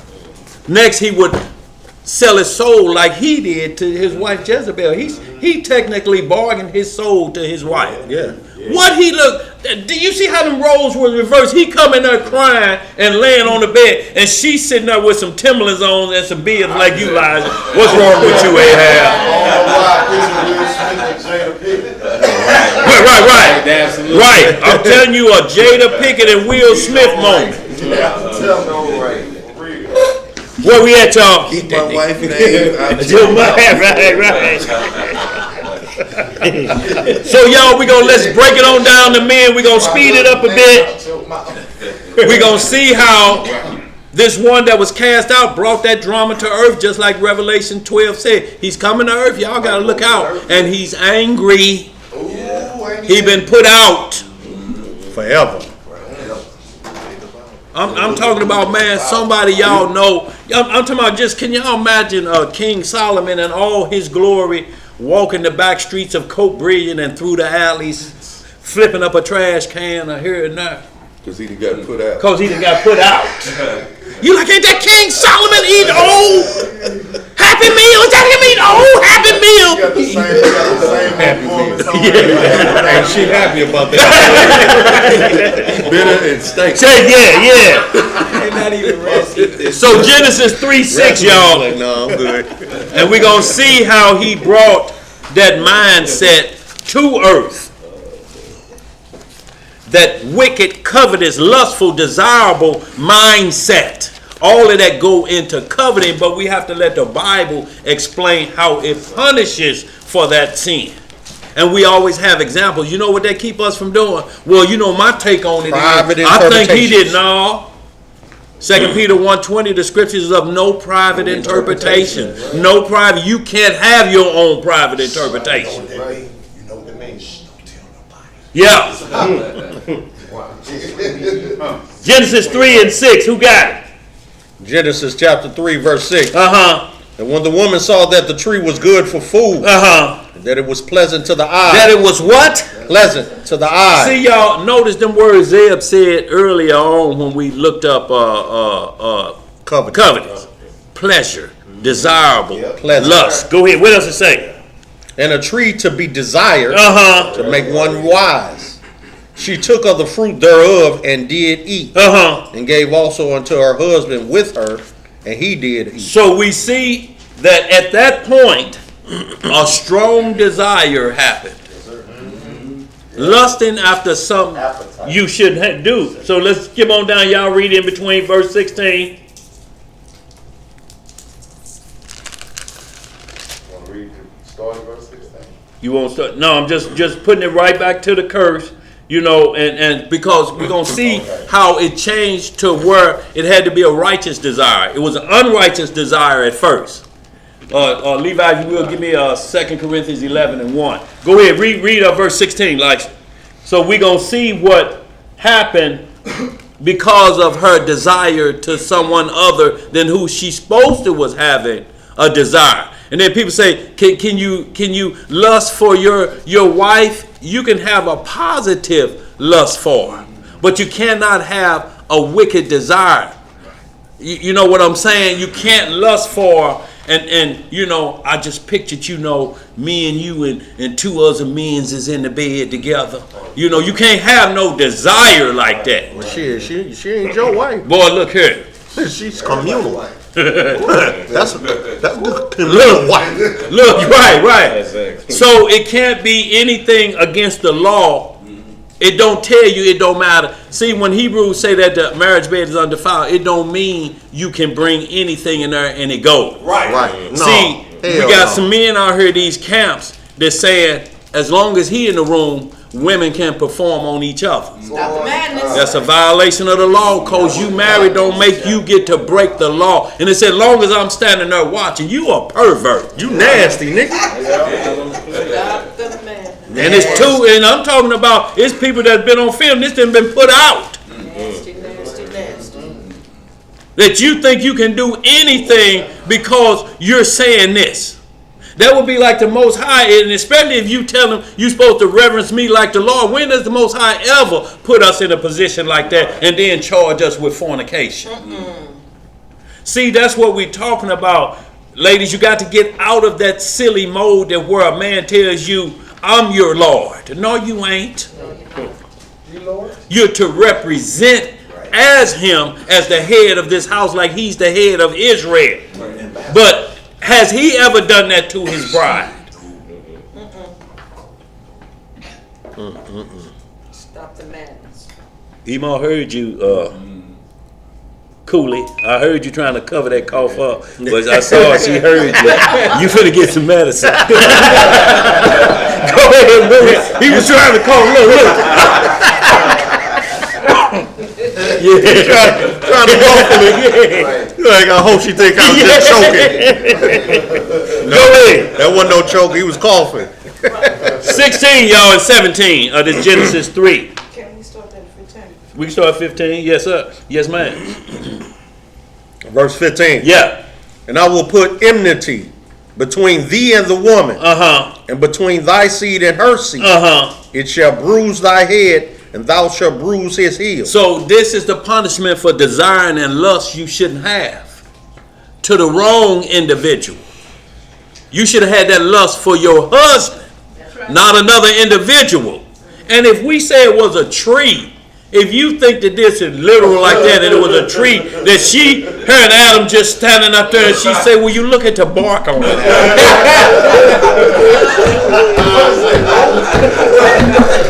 I'm telling you, this is pure oak, Adam. The barks have Yeah, boy, look here.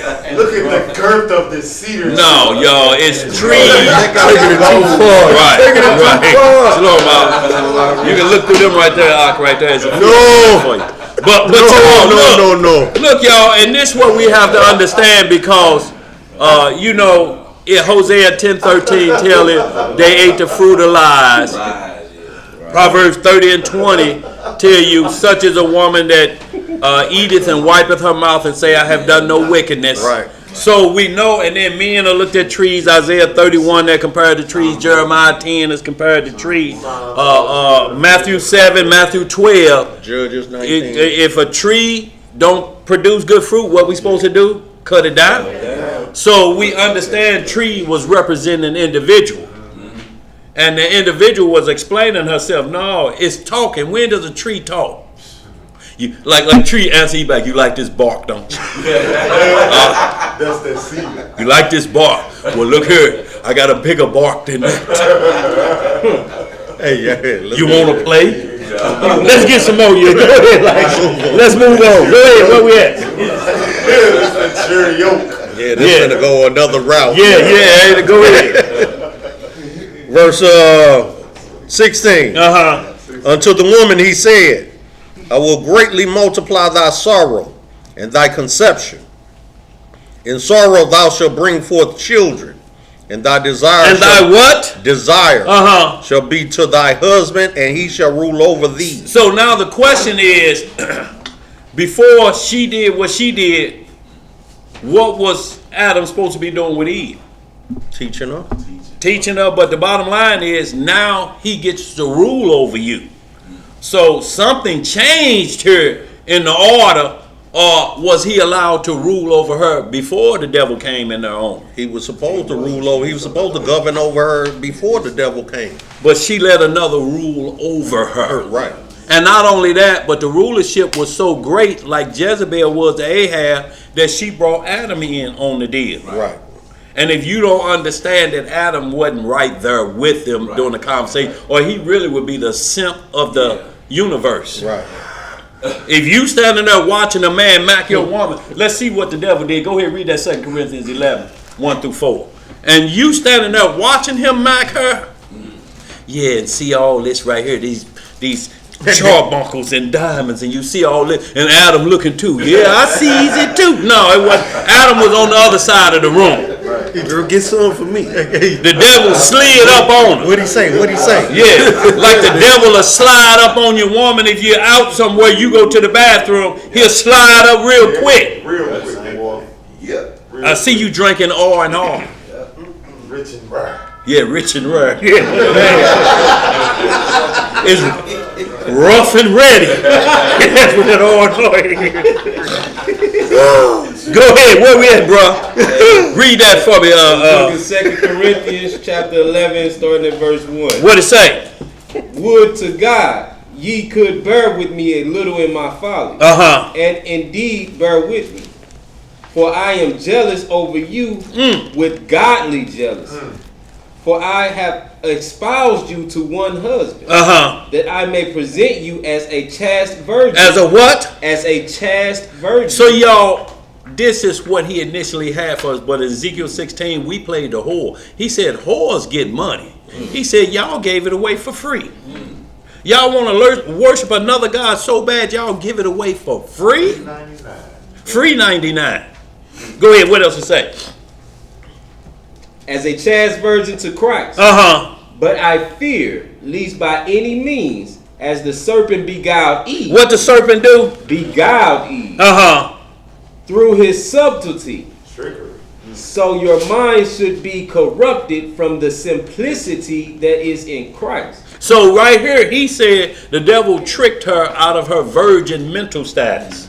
See, it don't have to be the act. The thought is the more than when it get to the hands. See, that's why he said don't listen to it or don't touch. Touch is after you convinced, yeah, I'm going to go against them commandments. Right. This is what I like. It's when you're lustful and you're enticed by your lust. By your lust. Real quick, 1 James, hit that real quick while you're in there, Levi. James 1:13 through 16. So this is what the devil will always do. The devil does not come for your desires to serve the Lord. He comes for self-deserving desires. What do you really want? Do you want to spend yourself on your knees all the time waiting on the kingdom to come? I used to be up there. I left. And you don't say, well, when you throw it, shut up, I said I left. That should be your first key right but there. you still listen. You still want to believe a lie. I don't believe what you read.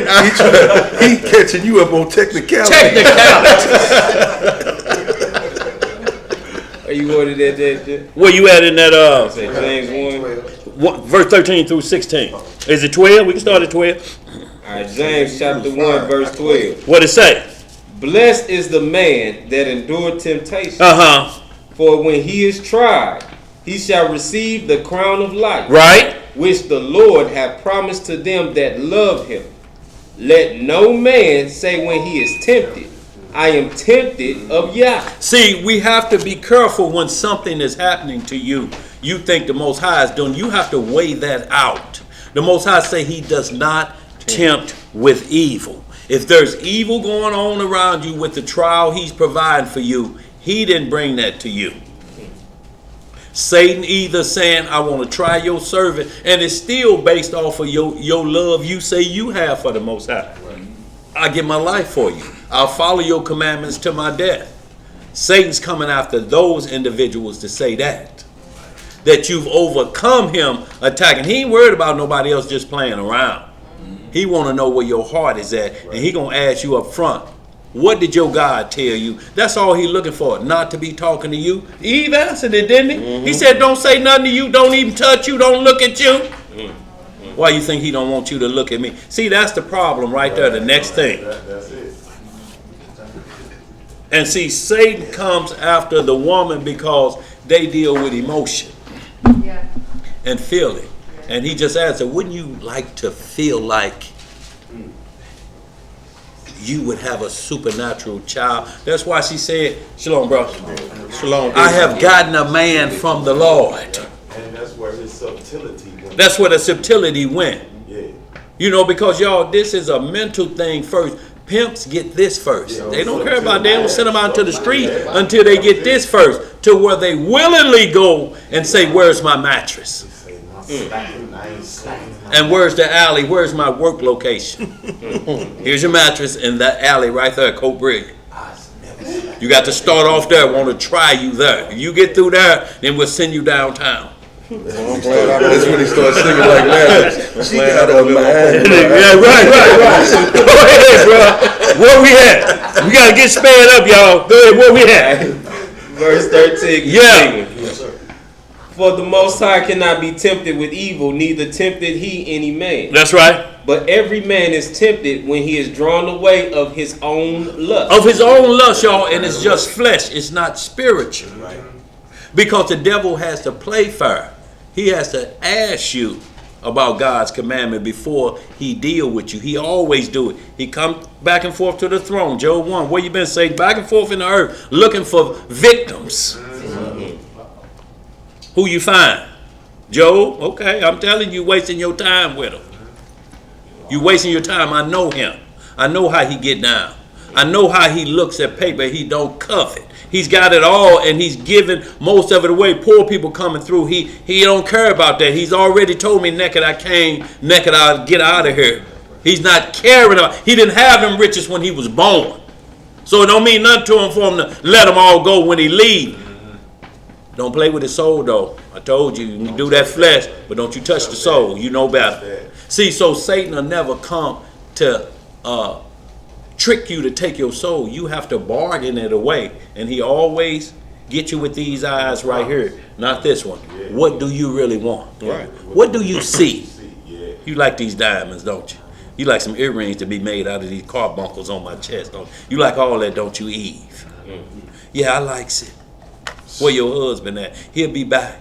Well, just tell him what I said. Just tell him all this. Tell him all this for him. You the woman for him.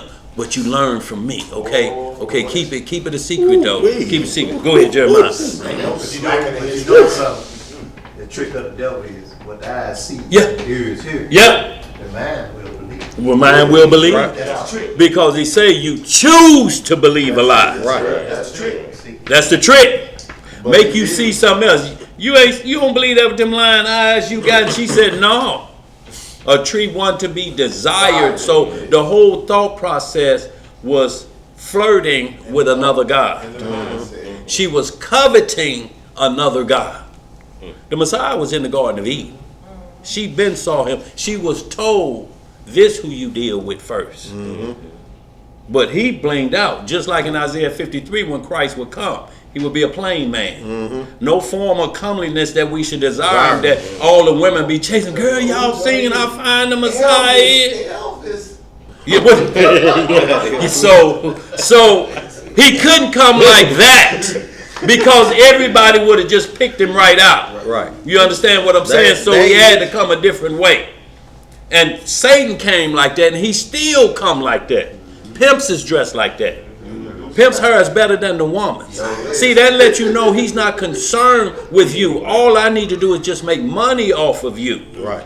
And what's the oldest profession? You look it up right now. What is it? Prostitution. What you say? Go ahead. No, don't say it again. Go ahead.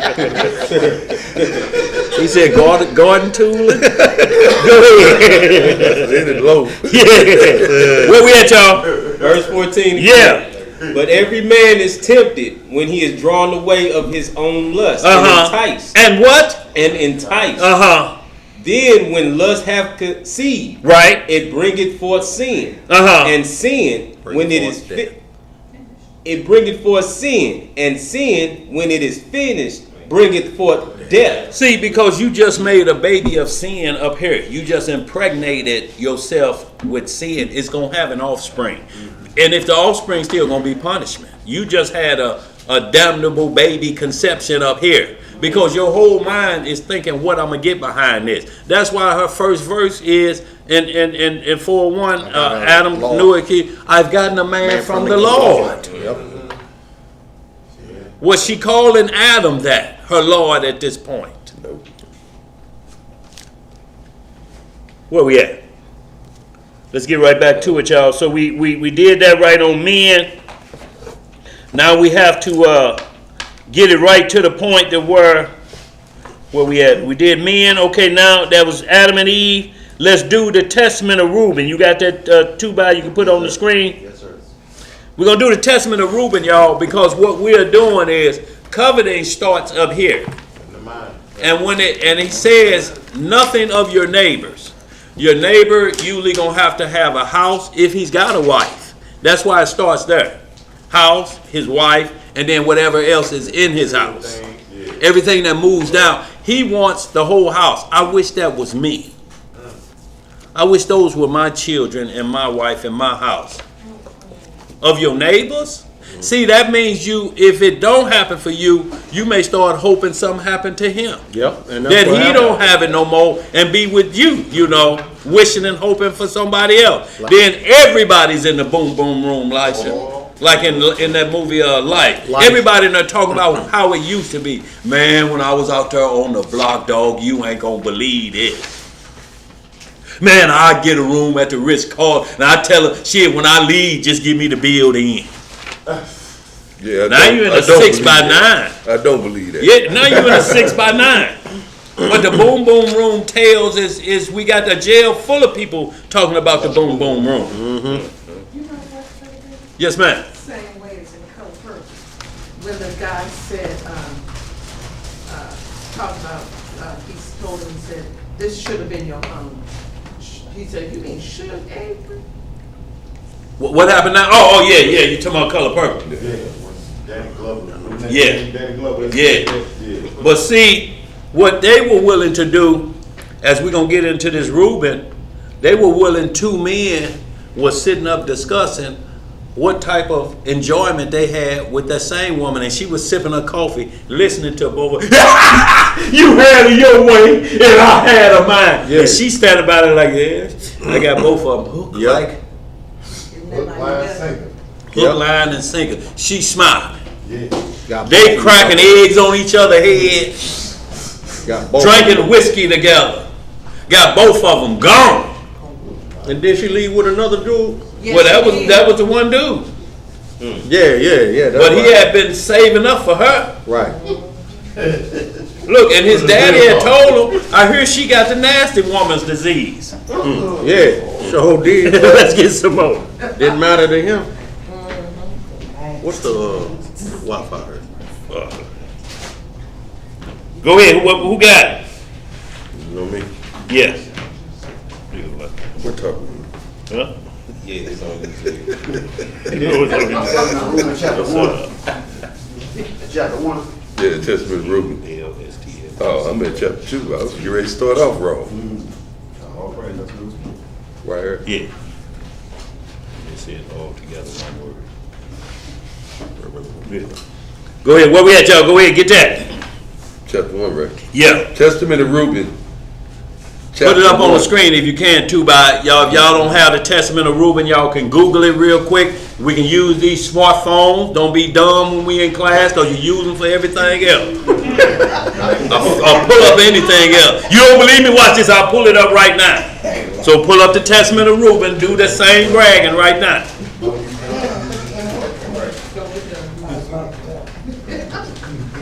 You got it too, Bob? Yes, sir. Testament of Reuben, the firstborn son of Jacob and Leah. Who was he? The firstborn son of Jacob and Leah. The copy of the Testament of Reuben, even commands which he gave his sons before he died in the 125th year of his life, 2 years after the death of Joseph his brother. When Reuben fell ill, his sons and his sons' sons were gathered together to visit him. And he said to them, my children, behold, I am dying. What is he? I am dying. And go the way of my fathers. And seeing there Judah and Gad and Asher his brethren, he said to them, raise me up, that I may tell to my brethren and to my children what things have hidden in my heart. For behold, now at length I am passing away. And he arose and kissed them and said unto them, hear my brethren, and do ye my children, give ear to Reuben your father in the commands which I give unto you. Behold, I call to witness against you this day the God of heaven, that ye walk not in the sins of youth and fornication. See, and that's what we used to do. Instead of saying, I put that on my mama, we call heaven and earth on her. Because that's the same thing in Matthew 17 when he told the disciple, he said, you have power to retain sins and power to release. So you say, I call on heaven and earth. You don't put that on your mama. Your mama ain't be responsible for your bad behavior. I put that on my chillins. Your chillins don't need that. They got enough problems. And you got the order. You call it from heaven and earth so it'll be recorded. What you saying in every idle word, ain't it, Elisha? Yeah. For judgment, they go ahead. What else it say? That ye walk not in the sins of youth and fornication, wherein I was poured out, and defiled the bed of my father Jacob. What did he do? Defiled the bed of my father Jacob. And I tell you that he smote me with a sore plague in my loins for 7 months. And had not my father Jacob prayed for me to the Most High would have destroyed me. For I was 36 years old when I wrought the evil thing before the Most High. Now look, this still on his mind. He 125 on his deathbed. Hey, y'all help yourself something to eat, bro, too, back there. Okay, if y'all good. I'm fasting. Oh, okay, well, yeah, yes, sir. Well, we understand it. For whoever ain't fasting, help yourself back there. Go ahead. That's right. Yeah. For some chicken? No. Yeah. And for I was 36 years old when I wrought this evil thing before the Most High. For 7 months I was sick unto death. See, y'all see this? He telling his sons. He's 125. That happened when he was 33. And that's what comes up on his deathbed. He said, I had a felony on me. I violated Leviticus 18. I violated Leviticus 20.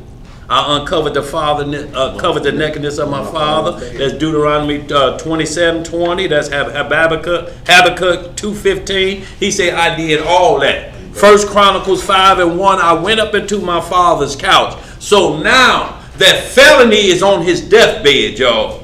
And this is what he bringing forth to his children. Look, don't do what I did, even though y'all think I've been recovered. But I've been remembering this since I was 33. Yeah. So 33 minus 125 is, he been thinking about this for, if my math is correct, 22. No, I'm just messing with y'all. But he been thinking about this for over 90 years then, ain't he?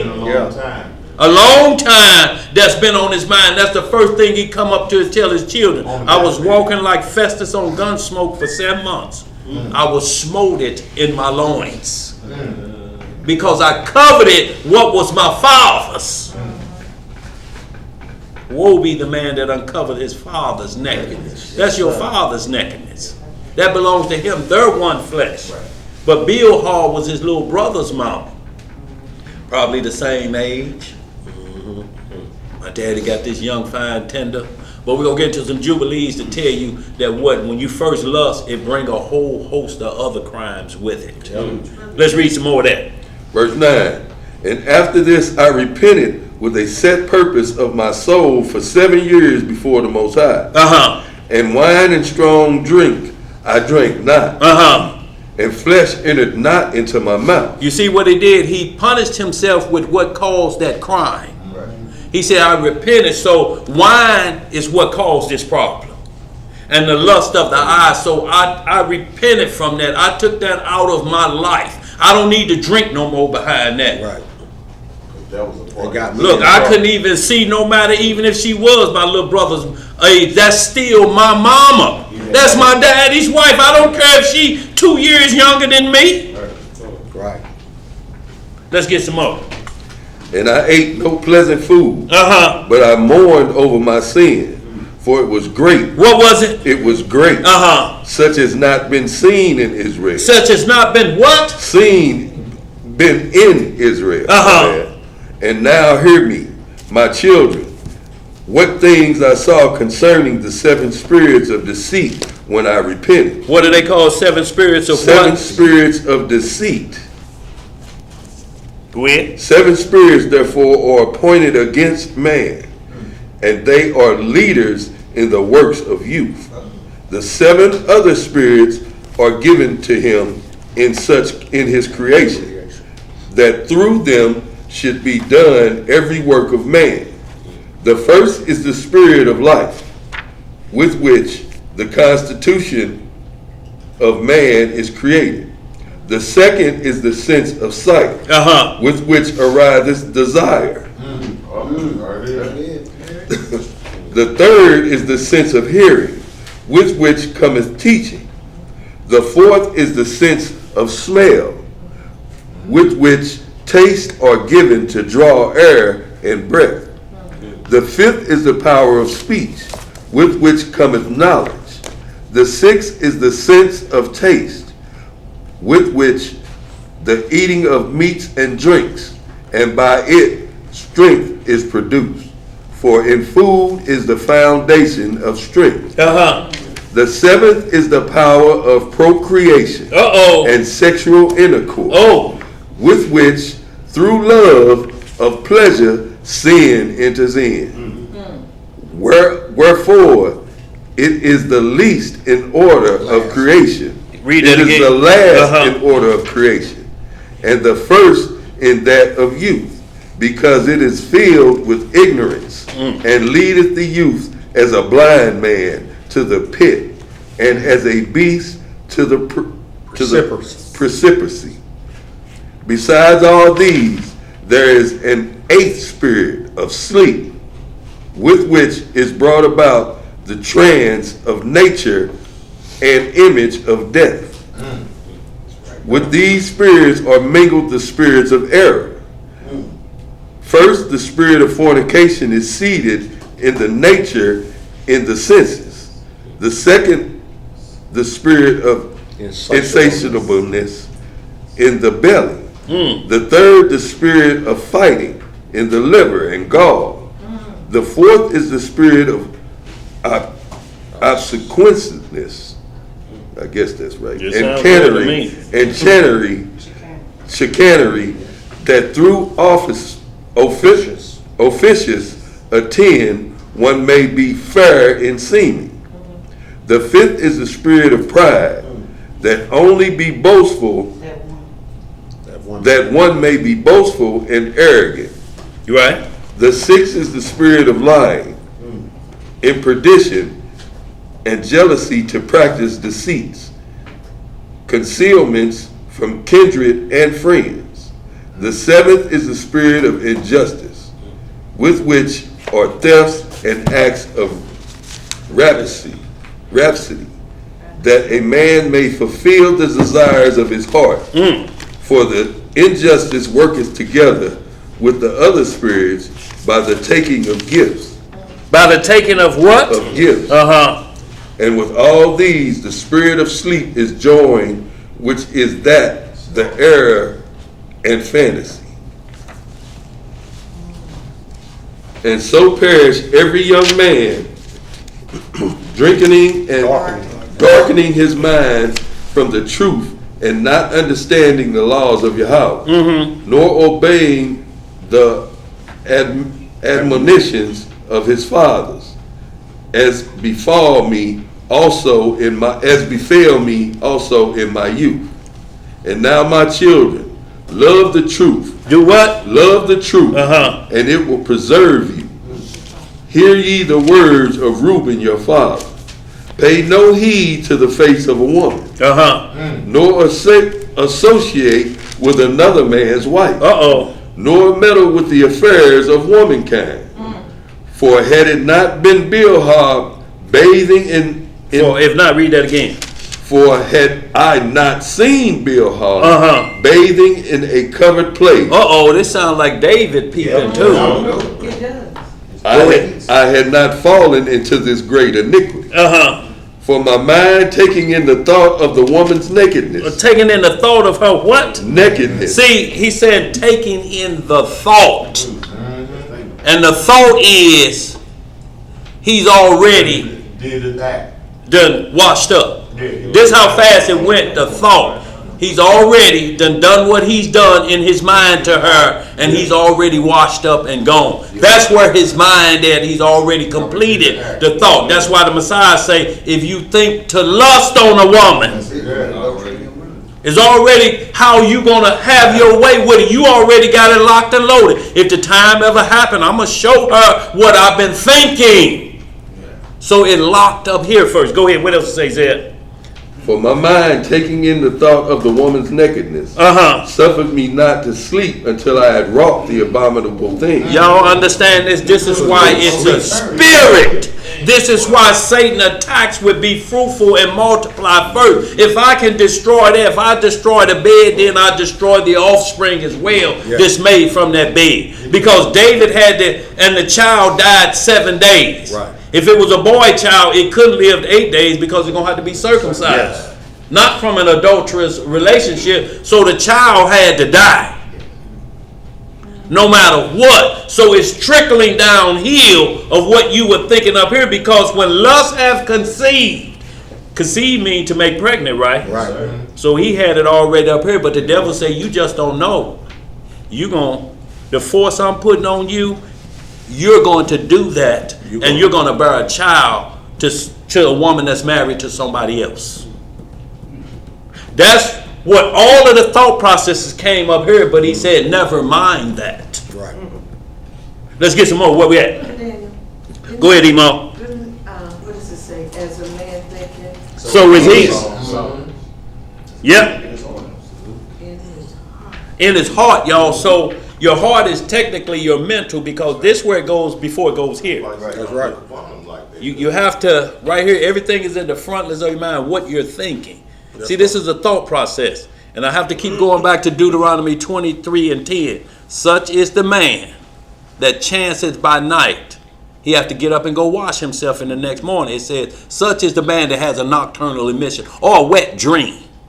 A wet dream is a supernatural vision you're having in your mind with no stimulation, but yet it produces that result, because drawers are wet. And can produce offspring. And can produce offspring, just like that. Because it happened in Rosemary's Baby. Where the woman gave birth to, and she was impregnated by the demon. So y'all, and it's recorded on film. So is the entity. Look up, Google the entity, 1980. Yeah, that's the one that was filmed. They got an actual filming of a demon raping a woman. So y'all, when we're talking about supernatural beings, there's laws for you to keep while you're asleep. Like this unconscious, you have to behave yourself in your sleep. You can't have a beautiful woman and say, okay, I'm good because I'm dreaming. No, you in more danger now. Right. Because it's locked in your subconscious now. Now you on the hunt when you go out, looking for what you saw in your dream. Because in your sleep. Have you seen? In your Tell sleep, me, have you seen? Because in your sleep, you're in your spiritual realm. Yes, sir. You're in the spiritual realm. But that's what he's saying he did. He went through that. He couldn't sleep. Couldn't sleep till he got it, because y'all have to understand, Satan knew that was going to be a powerful force. He knew the spirits. That's a spirit when you come. That's why there's things called aphrodisiacs. Right. There's things called distilled spirits. Yep. It's to get you in a intercourse mode, so to speak. That's what mandrake was. You read in the Songs of Solomon and Genesis 30 when they brought mandrake and Rachel ended up getting pregnant. Right.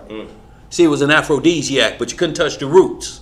Right, because it was Just the herb. The roots were poison, but that was, when you read about mandrake quality, it say sulfuric and cathartic, dulling the awareness or making you have tunnel vision. Right. See, Euphoric thought, but it's on one thing.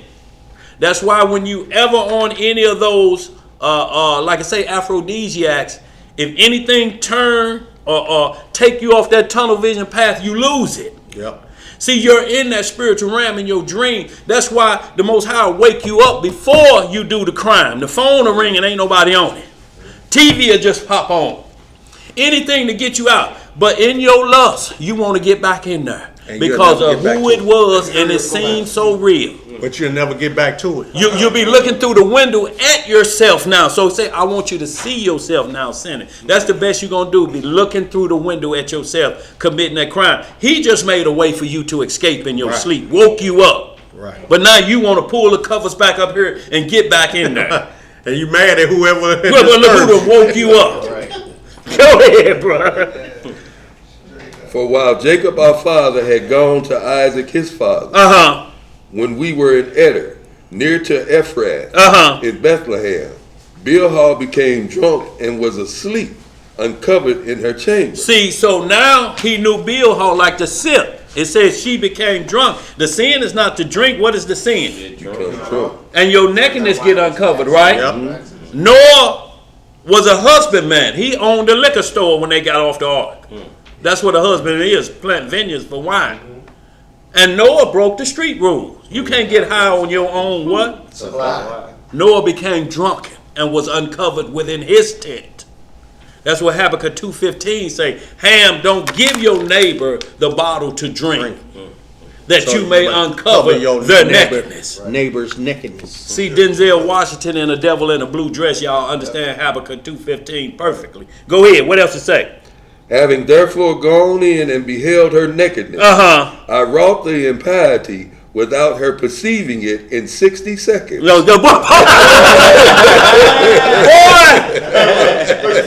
You done extended. You extended. You looking for those words. Look, but that's technically what happened. He say it was over like this. Look, it's too much on the edge. You can't wait.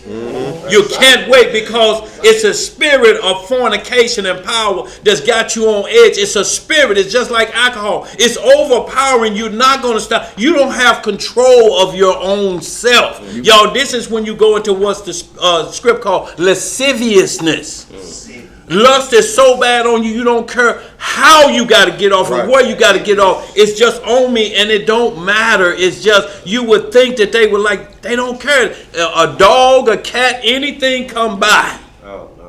You put a dress on this, they be trying to look up under it. Let me see what you got, Slim. Slim Goody, huh? Go ahead, bro. It don't make you wonder, but it's just like those men that rape women. Yeah. You know, for them to to just run up on any random woman and just Like them, That's the draws off. Let me tell y'all a perfect example. raping them old elderly women. You know who doing the perfect example? Kellen Winslow Jr.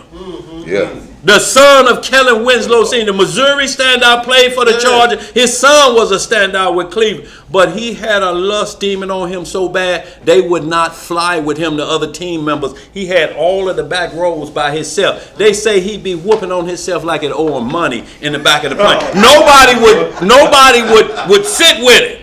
I'm talking about on the plane, he couldn't help. They say in the shower, it didn't matter. He was hunted down. He got charged with a 70-year-old woman, just saw her on the street corner and just attacked. Google it right now, Kellen Winslow Jr. Wow.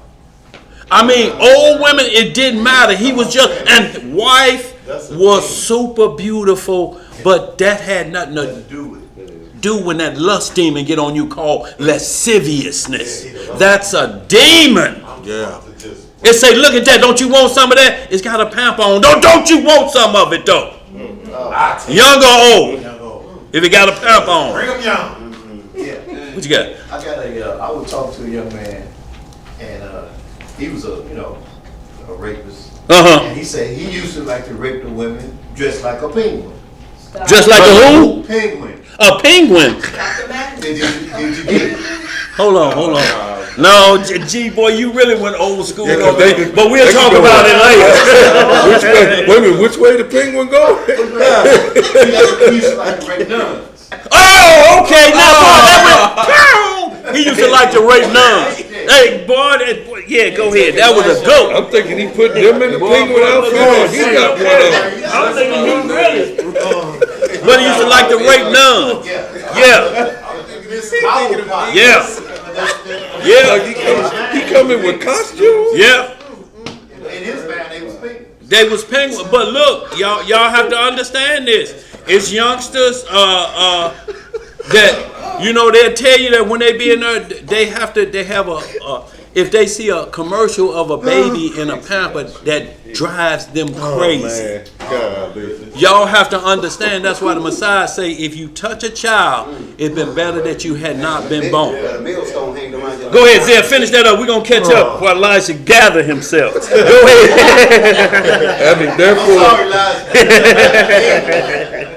Having therefore gone in and beheld her nakedness, I wrought the impiety without her perceiving it, and leaving her sleeping, I departed. Y'all see that? That's what he's saying. Before she didn't even wake up. But look, so that tells you it had nothing but butt naked lust, because he didn't even want her to wake up. Right.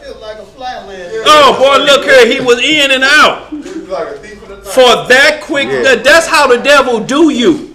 That quick and it's over, y'all. You see them on First 48. They be talking tough on the street. Soon as the police get them in there and they tell them, can I just go back to you? They say, this your home now. And then they, yes sir. But they was Billy Badass on the street. How do you go from that to yes sir? Because that demon leaves at that point. It's accomplished all its need. Right. Now I need you back in your right mind to see what you about to face. Right. That's how the devil get down. In and out of there. In and out of there. Go ahead, Zeb. There's some more of that.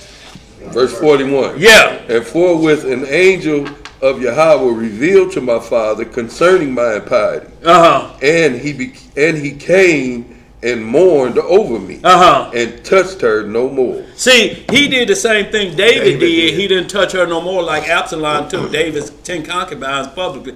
David set them up as widows. That means he took care of them. They were he still had control of the house. He still had to take care of them as widows. Fed them. He never touched them again. And Reuben did the same thing. He said, I can't never touch her again. But give me a little bit of the Jubilees 33. It's going to go into detail on why he did it, not on that, or what I should say, his justification for doing it. He called himself mad at his daddy about how Jacob played his mama Leah. That's the excuse he put up here to make him go into Bilhah. Give me that Jubilees 33. Read the first verse on that. You got that too, by as well? Yes, sir.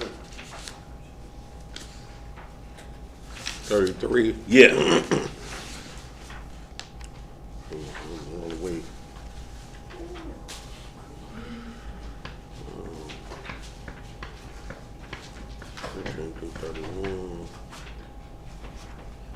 Get to them 3 X's. All right.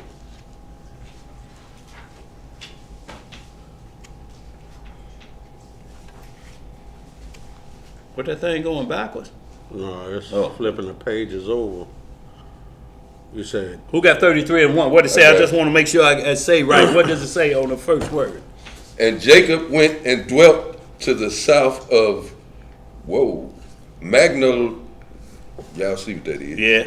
And he went to his father Isaac, he and Leah, his wife, on the new moon of the 10th month. So now this Jacob and them keeping, the law, the feast days. 10th day of the month. Go ahead. okay, heard it. And Reuben saw Bilhah, Rachel's maid, Right. the concubine of his father. See, so now it's explaining who Bilhah was. It's the 10th month, and we keeping the new moon. Right. So we keeping feast days before Egypt, ain't we? Yo. Y'all see this? Yes, sir. And what plane he in? He ain't in Jerusalem, is it? No. See, go ahead, read some more. The concubine of his father. And Maid- concubine don't mean a side chick. It's a secondary wife. When Abraham took Hagar, it says his wife. Every one of these are wife. The term concubine, there's no place in here like them camps out of New York teach that a concubine is just a sex slave. Ain't nowhere in here you get free males. They're called females. They come with a fee. You don't get no free males around here. Go ahead, what else it say? And Reuben saw Bilhah, Rachel's maid, the concubine of his father, bathing in water. There it go again, but we see it. Go ahead. In a secret place. In a what place? In a secret So place. that means he's looking for her. Peeping Tom. See, she wasn't open. Yeah, he peeping. Go ahead. What are you doing? Peeping. Yeah, go ahead. Bathing in water in a secret place, and he loved her.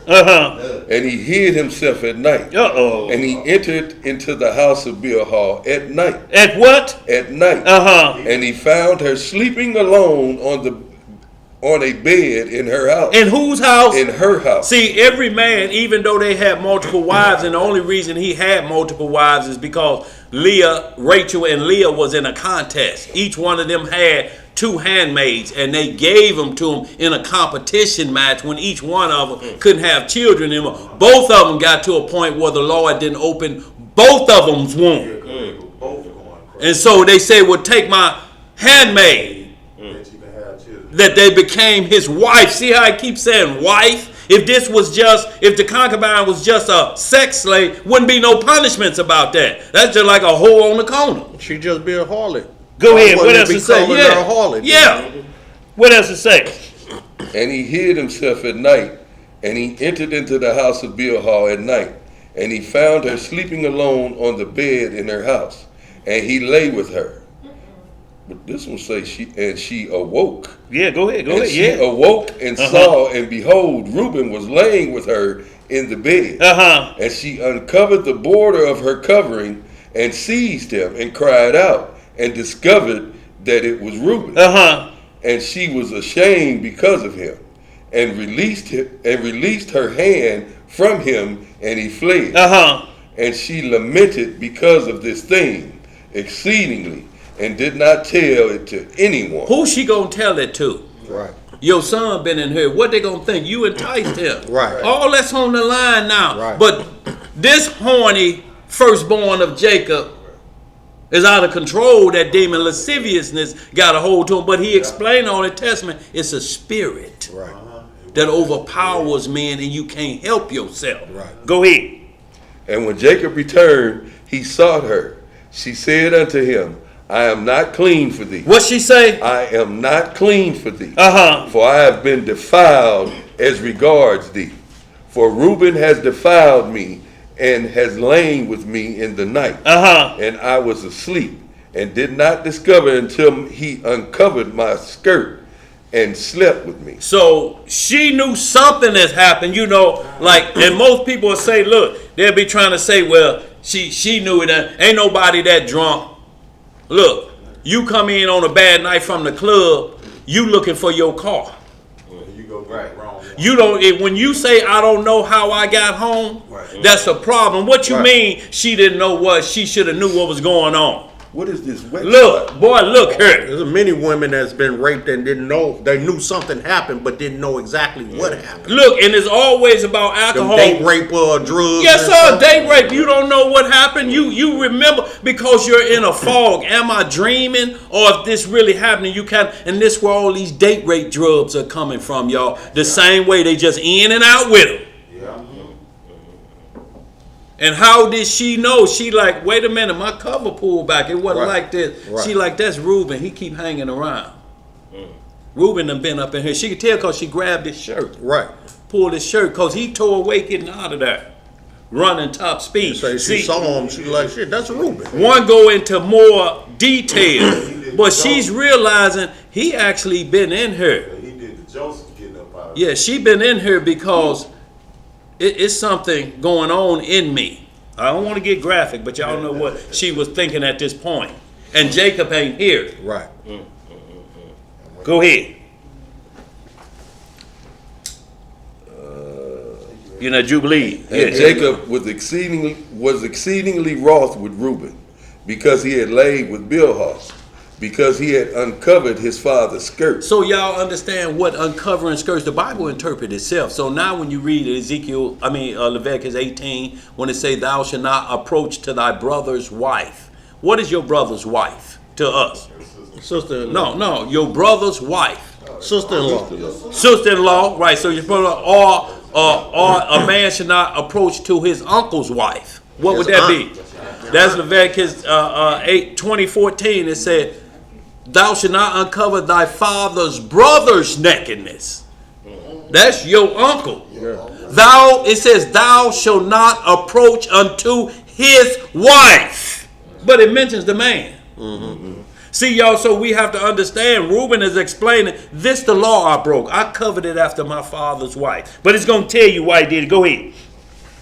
And Jacob did not approach her again, because Reuben had defiled her. And as for any man who uncovers his father's skirt, his deed is wicked exceedingly. For he is abominable before the Most High. For this reason it is written and ordained on the heavenly tablets that a man should not lie with his father's wife, and should not uncover his father's skirt. For this is unclean. They shall surely die together, the man who lies with his father's wife, and the woman also, for they have wrought uncleanness on the earth. And there shall be nothing unclean before Yahweh in the nation, which he is chosen for himself as a possession. And again it is written the second time, cursed be he who lieth with his father's, with the wife of his father, for he hath uncovered his father's shame. And all the holy ones of the Lord said, so be it, so be it. See that? So once they say so be it, so be it. But look, it also says, I was looking for that one, I believe it's maybe in Josh, I'm going to dig it out real quick, but what the same thing happened with when Lot was taken out of Sodom and Gomorrah, and his two virgin daughters was with him. They said, let us get our father drunk. See, because you have to get them in that mode that where they semi-conscious and unconscious. They put that fresh wine on their daddy, and each one lay with each one tonight. Like, how he didn't know that was his daughter? Look, when you fool like that, and your consciousness, that's why I keep going back to Deuteronomy 23:10, is that he may be semi-conscious and they're playing with their daddy and they got him aroused, and you will go just like a man will have a nocturnal emission. Right. It's the same thing. He sleep. He don't know the second one do it the next night. But just like it's written on the tablet, it say that thing is never, ever been permitted by God under no circumstances. The father on daughter or the mother on son. No, that's nasty. And think about Egyptology doctrine is the mother on son, Osiris. And Horus. They champion that. Yeah. That's their doctrine. Yeah, that's why. And then they got gay gods. Yeah. Slow head babies. Yeah. So that created a whole new nation. Look, two nations came out of what happened with Lot. Moab, and Ammon. It has to start a whole nother generation because it's a high level crime. Now they over here feeding us rats and mice. Yeah.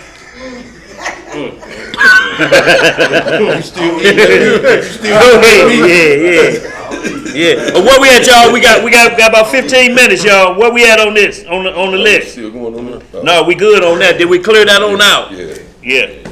But it may have said that he did it because Jacob put his hat in this why he say he did it. It may be further on down. Further down. He said what happened was he thought Jacob would put his hat because he had 6 wives. He thought Jacob would put his hat in Leah's wife, the first wife he married through trickery. He said for sure he'll put his hat in my mama's house. Out of all the women, he stayed. He would stay in one of the houses of his wives. They in the same vicinity. But he said because my mama was truly his firstborn wife, even though tricky, he gonna put his hat in my mama's, and he didn't. He took it to Bilhah's tent. So Reuben got angry about that. And he said, I'm going to defile her. But he don't know what he doing in his thought process. He brought that drama back on him and his children. And everybody, not even her, through his selfishness of that, about his mom. The reason I did that is because he put his hat in my mama's tent. In Bilhah's tent, and not my mama. Well, your mama wasn't supposed to be his first wife anyway. Laban tricked him. But he tricked Isaac. So the payback is great, y'all. And see, this comes back down to lust again, to coveting Esau's birthright. All this is all up here. This all coming around here. Because he told him, sell me your birthright. See, he wanted that birthright, which he didn't understand. The prophecy was already, it didn't matter about the birthright. The elder going to serve the younger. Get down with the prophecy. So Jacob had to pay for tricking his daddy, Isaac, him and his mom.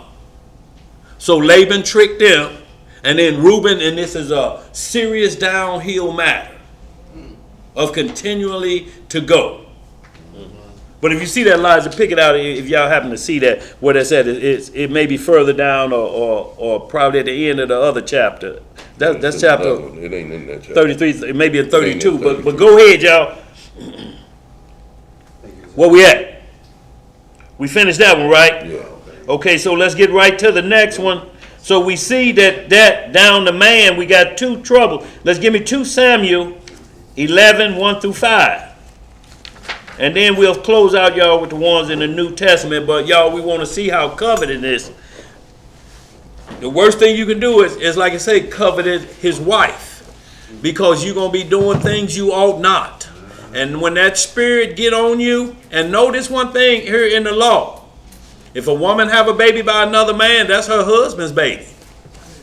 They can't force that man to pay child support. Shalom, Elna. Y'all know that? Because she's married. If that man volunteers, I'll take care of that child that I had with you in adultery, even though your husband's still with you, he has to volunteer for that. But other than that, the state looks at it as that's his baby. Because they don't know if the husband is playing this game. It's men hide in the closet while other men handle their women. They just peeping out the closet, though. Peepers.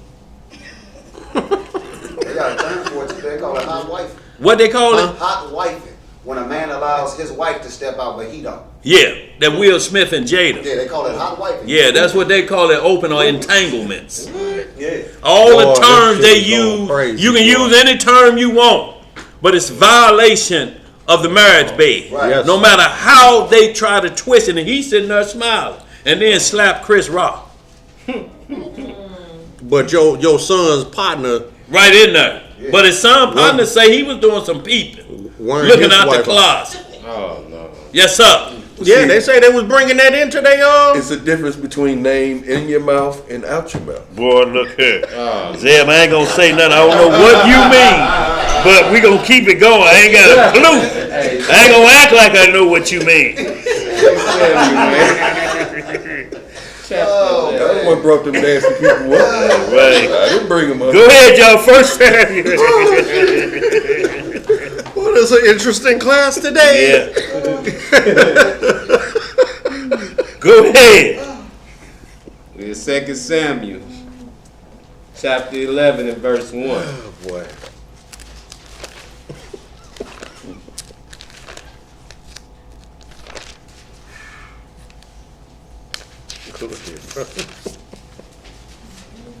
And it reads on this wise.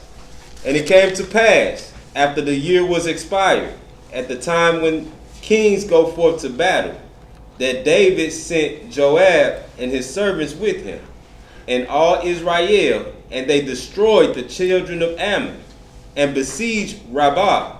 But David tarried still at Jerusalem. And it came to pass in an eventide that David arose from off his bed, and walked upon the roof of the king's house. And from the roof he saw a woman washing herself. Oh, so we was a clean people, y'all. Yeah. Go ahead. And the woman was very beautiful to look upon. And David sent and inquired after the woman. And one said, Is not this Bathsheba, the daughter of Eliam, the wife of Uriah the Hittite? Oh. And David sent messengers and took her. And she came in unto him, and he lay with her. For she was purified from her uncleanness, and she returned unto her house. You see how the devil played him? Look, he think cause she cleaning up, she ain't dirty. Well, you just done dirtied her back up. Right, she's unclean. She cleaning herself up just coming off that time. Right. Yeah. And look, it's the time when the king's supposed to be out at war. Yeah. Right. So this the time that David will get on his chariot and ride out to the nations and let them see who in charge, like Biden or Obama would go over to Russia and stuff. Yeah. This is the time that the kings present themselves so they know, okay, who's at chariot. But he lay behind, y'all go ahead, y'all. I'm going to chill on out. Y'all can handle that work. And he laid behind, and then he going to stretch at the evening time and come out looking. And look, he sent messengers. The messengers told him, that's Uriah, the Hittite's wife. He's the one of the 13 that guards your bed at night while you're asleep. Right. When you look up David men around his bed, look up the 13 powerhouse men or servants, and Uriah the Hittite is there watching David sleep. Uriah was one of the top boys. That's why they put him to the forefront. He lasted for a while, but eventually, you know how you say 10 men, and you see 10 men, you like, I take all y'all on. You be knock out 3 or 4, but then one grab your leg and one grab your arm, and then next thing you know, you see that pile on top of you. Yeah, the pile up. So y'all, David knew better. He knew when he sent him, go get her for me. They explained to him, she belongs to the man that watches your bed at night in case anybody come in. He'll give his life for you so you can continue to sleep. That's who wife that is. Okay, go get her. Go get her anyway. Anyway, because see, when you're not staying in the order of the Most High, you sit behind. Here come the devil with them type of things. Them things happen. Because he was already enticed by looking at her. The lust had already conceived. Once he seen it, he should have did like this. Right. But he get off the rooftop. But he kept watching. And then not only did he find out about her, he still sent his messengers, go get her for me. I don't care about her being married. I'm the king. I'm the king. It's good to be the king. Head must manifest. Good to be the king. So he did just like Reuben did. Yep. See, and that's where the curse word, that's why I say curse be the man that lied with his father. That's why it's a curse word. A curse is being pronounced on him. That's why the curse word is mother effer. F-U-C-K is always in capital letters. It means for unlawful carnal knowledge. You mother for unlawful carnal knowledge. Knowledge meaning sexual intercourse. For unlawful carnal or sexual intercourse. No, I mean intercourse. That's why it's always in capital letters. When prostitutes used to get locked up, they didn't know what to charge her with. They used to just stamp F-U-C-K on the paper. This is what she's charged with. For unlawful carnal knowledge. You look up knowledge now. She knew Adam and she did what? Conceived. That's what we're talking about, y'all. That's where that term come from. And who's the champions of saying that? Ain't it Israel? Samuel L. Jackson and Bernie Mac. The champions of uncovering the nakedness, and we don't know. We champion a curse word that's in violation so bad that the Most High said it had to be written on heavenly stone for nobody to do it. But yet they give us that title, and we call it. Look, our superheroes is that. Shaft was a bad mother. Shut your mouth. I'm talking about Shaft. Your boy, look here. I don't care when you look at it, man. When you get angry at somebody, look at that ugly mother for unlawful carnal knowledge. You pronouncing a curse on him just cause he ugly. You know? So you black.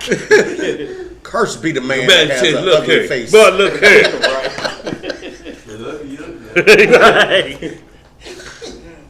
Where we at, y'all? The next one. You want me to say that 5? Yeah. Verse 5. And the woman conceived and sent and told David and said, I am with child. What she say I'm with? I am with child. Now David plots even thicken. So now I got to figure out how I'm going to make him think it's his baby. Now you're turning her into a palandress. That's a woman with 2 husbands. It's seen a show on TLC got a program on TLC where the women have multiple husbands. Oh yeah, the new show coming out now. Seeking a brother husband. Do y'all know they got that out now? Yep. Boy, what? A seeking brother husband. That's the name of the show. It's on TLC. And they have several couples, and the women, there are women that are polygamous. They have multiple husbands. They got 2 or 3 husbands. In the same house. Yeah. Oh, hell no. But we getting into Sodom and Gomorrah, Yeah, y'all. we going straight to Sodom and Gomorrah, boy. Moving fast. Where we at, y'all? That was it. Okay, so let's get real quick, y'all. We ain't got but a couple more. We're gonna close on out. Man, that's wow. So we're going to go, y'all, right now. We handled that David. So y'all see how we moving down to men in power. And y'all go ahead and read the Samuel, 2 Samuel 12. You'll see where the Most High sent Nathan to him. And Nathan told him about the household down. How you took this man, you lusted and you took over his household. You basically ruined his household. But David fixed his problem. There's never another recording of David committing adultery again. See, this is when the Most High say your heart has become perfect with him again. You know I can never do that like Reuben. He never ever did that again. He was punished behind that. And that's what the Most High wants. He wants you to come to understanding that you acknowledge your irresponsibility and the evil act that you did. You can't blame that on nobody else. When you look in the mirror and you know you finna go meet your maker, you better get straight. Go ahead, where we at? Luke 16. 1 through 14, y'all. We're going to hit the real quick, the Sirach, and y'all, we'll close on out of here. And then we'll end with the final gift that what we should covet, which is a positive covenant. You know, and look, and you read in the book of Tobit, chapter 6, when Tobit was taking his wife, that the devil had been killing other men that was trying to get at her. He said, he made a prayer. He said, sister, let's pray. He said, I take her not for lust. See, and why he's saying I take her not for lust is because he trusted in the Lord that demon was going to be gone. Right. See, if it had been about lust, he would have took his chances. He would have just figured it's going to happen for me. But no, he followed all the instructions. Right. And he said, this is going to be my wife. Right. I'm not going to just want to get to the honeymoon chambers with her. Right. You know, I'm not here for that because that'll be gone as quick as I'm gone. Right. If it's about lust. Marriage is a lifelong program. It can't be about the quick fix. Shalom, that. It can't be about the quick fix. Or it's going to be problems. Let's get some more. Luke chapter 16, starting at verse 1. Yeah. And he said also unto his disciples, there was a certain rich man, which had a steward, and the same was accused unto him that he had wasted his goods. So, and what we're getting here too is now the manservant or maidservant. We hit the order. Don't take nothing from his house. And then we're moving down, no wife. We just went over the ones and the wife. So we see how the Most High punishes. And now we're into the maidservants and manservant, which is going to cover his ass and his oxen as well. Because look, the parable of that he gave to David, because David did all of it. The parable he gave to David said he raised up his ewe lamb. So they said, David, you took his house. You took his whole house. You took the house. Go ahead, bro. What's going on in that turn? What's up, Dan? And he called him and said unto him, how is it that I hear this of thee? Give an account of thy stewardship, for thou mayest be no longer steward. Then the steward said within himself, what shall I do? For my Lord taketh away from me the stewardship. I cannot dig. To beg, I am ashamed. So he said, my Lord who's over me then gave me a shovel. I ain't never worked a day in my life. That's like giving a cow with a 9mm. He's gonna be looking like, what the hell I'm doing? And then he just hit the release button, or that, and the clip fall out. He like, did I shoot somebody? No. Oh, no. Get it away from him. Go ahead.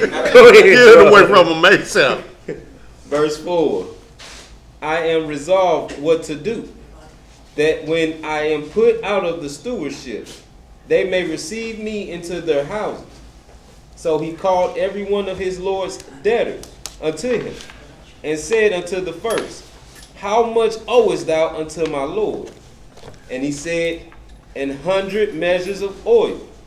And he said unto him, take thy bill and sit down quickly and write 50. Y'all see how his Lord cut his debt in half? Just give me 50 on that. Go ahead, what else to say?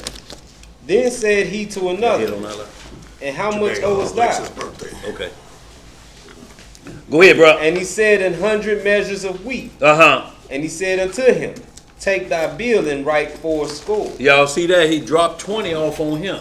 See how he cutting the debts of these servants, showing them a favor? Alexa say happy birthday. We'll do it. Okay. Judas tomorrow. Judas tomorrow? Boy. So, Having all these babies close. boy, look here. Stir step, they call it. Man. It's a wonderful thing, though. Like, Yeah, it's a beautiful thing, bro. yes, sir. They growing up, but they ain't moving nowhere. Boy, look here.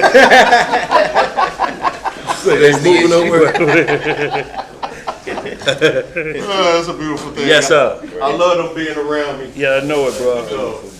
Let's get it, y'all. All right, verse Slow, 8. Elijah. Be careful out there. Love y'all. I love y'all. Love you too, bro. Does Jake have anything? Yeah. About 9. Okay. And the Lord commended the unjust steward because he had done wisely. For the children of this world are in their generation wiser than the children of light. And I say unto you, make to yourselves friends of the mammon of unrighteousness, that when ye fail, they may receive you into everlasting habitation. He that is faithful in that which is least is faithful also in much. And he that is unjust in least is unjust also in much. If therefore ye have not been faithful in the unrighteous mammon, who will commit to your trust in true riches? Do y'all understand what this means? It's like when we show somebody the dollar, and it says, in God we trust, but it got pictures on it of men. It's got the pyramid on the back. So we know mammon is a god. Y'all have to understand that mammon is an evil spirit to make you lust after money. So when you have a dollar, it say you trust in unrighteousness, because we call the dollar evil, right? The dollar gonna collapse. So we talking about that. It say, if you can't do right by that, because money is a defense. That's what Ecclesiastes say. But we can't love money. Right. Money is just a defense. It gets you to pay your bills. And like when the disciples said they want us to pay a fee, he said, who picture on there?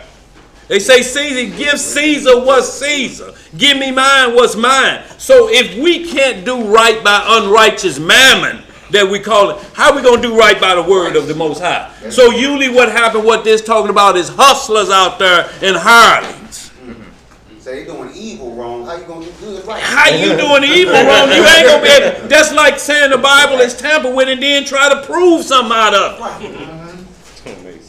You're trusting more in them outside books that you read than the Bible itself. Why? You believe the resource more than the source? See, that's what I'm saying. You don't keep the source in its place. Right. The source, that's why it's called a source. That's right. It's after, I'm saying your resources, I should say. It's the source. Right. You're trying to overpower with a resource that depends on the source itself. Right. If you don't know how to deal with money, how you going to deal with earthly treasures? If you hustling and slicking folks, how you going to deal with this? Because you know what you're going to do then you're going to start hustling and slicking with this. Notice the pattern. Y'all going to always see the pattern with mammon. If they hustle you on that, this is next. Because I want to move up the chain. I'm coming for your house then. So if I get your money and your wife expecting you to come home with money and you tell her I got the money, where is she going to be? In church. That's what she's looking for her money at, ain't she? And he said, I got your money. You don't need him. He gave me your money. Might as well be with me. Wow. Then he outside looking in and looking at everybody tomorrow. He took her. He didn't take her. You gave her to him. When you gave your money away. Like the Negroes used to do when they call it sack day. They out there all day selling all. Then they pull up and say it's sack day. Empty everything out your pocket. How you going to go home with nothing in your pocket and you been out working all day? That ain't going to be no good look, is it? And he don't care. Sack day. I don't care about bills at your house. The priest needs new uniforms. The priest need to go get tickets so I can take my family to Disney World. Sack day. Yeah. Go ahead. Right. Go ahead, y'all. Let's finish these up, y'all. We're going to get out of here at 4:30. Verse 12. Luke chapter 16, verse 12. And if ye have not been faithful in that which is another man's, who shall give you that which is your own? No servant can serve two masters. No servant can do what? Serve two masters. For either he will hate the one and love the other, or else he will hold to the one and despise the other. See, y'all, and that's envy. Only envy calls that. You got the God of everything and you want a God of the nations? A lesser God? You got the king of the universe and you want to worship the king that needs the universe king to keep breath in his body. But that's the lust you want. Right. Because you can see him and you can readily deal with him one-on-one, so to speak. And you know he evil? Right. Let's get some more. Where we at? Where we going now? All right, let me finish that 13. You cannot serve Yah and Mammon. And the Pharisees also, who were covetous. What were they? Covetous. Heard all these things, and they derided him. Like, you don't wait a minute. Ain't nobody trying to make no money off of it. Yes, he is. Look at your clothes. Look at everything you got on. So they derided him. They like, man, let him get on away with me, man. He's just trying to stop the flow of some paper. Now, all you suckers, I mean servants, here trying to destroy what we're doing. You dig deep. Pay no attention to him. He's a heathen. He's a heathen. That was it for that day. Yes, sir. I've been a Yahoo. Ak Abraham out there. Go ahead, y'all. Where we at? That was it for that. Let's get that next one, y'all. We're going to close on out of here. Where we at? What is that next one? 1 Corinthians 12:31. No. Sirach 10. Sirach 10. We may not get that. Right there, y'all. So we just going to hit these. We're going to be out of here in a few.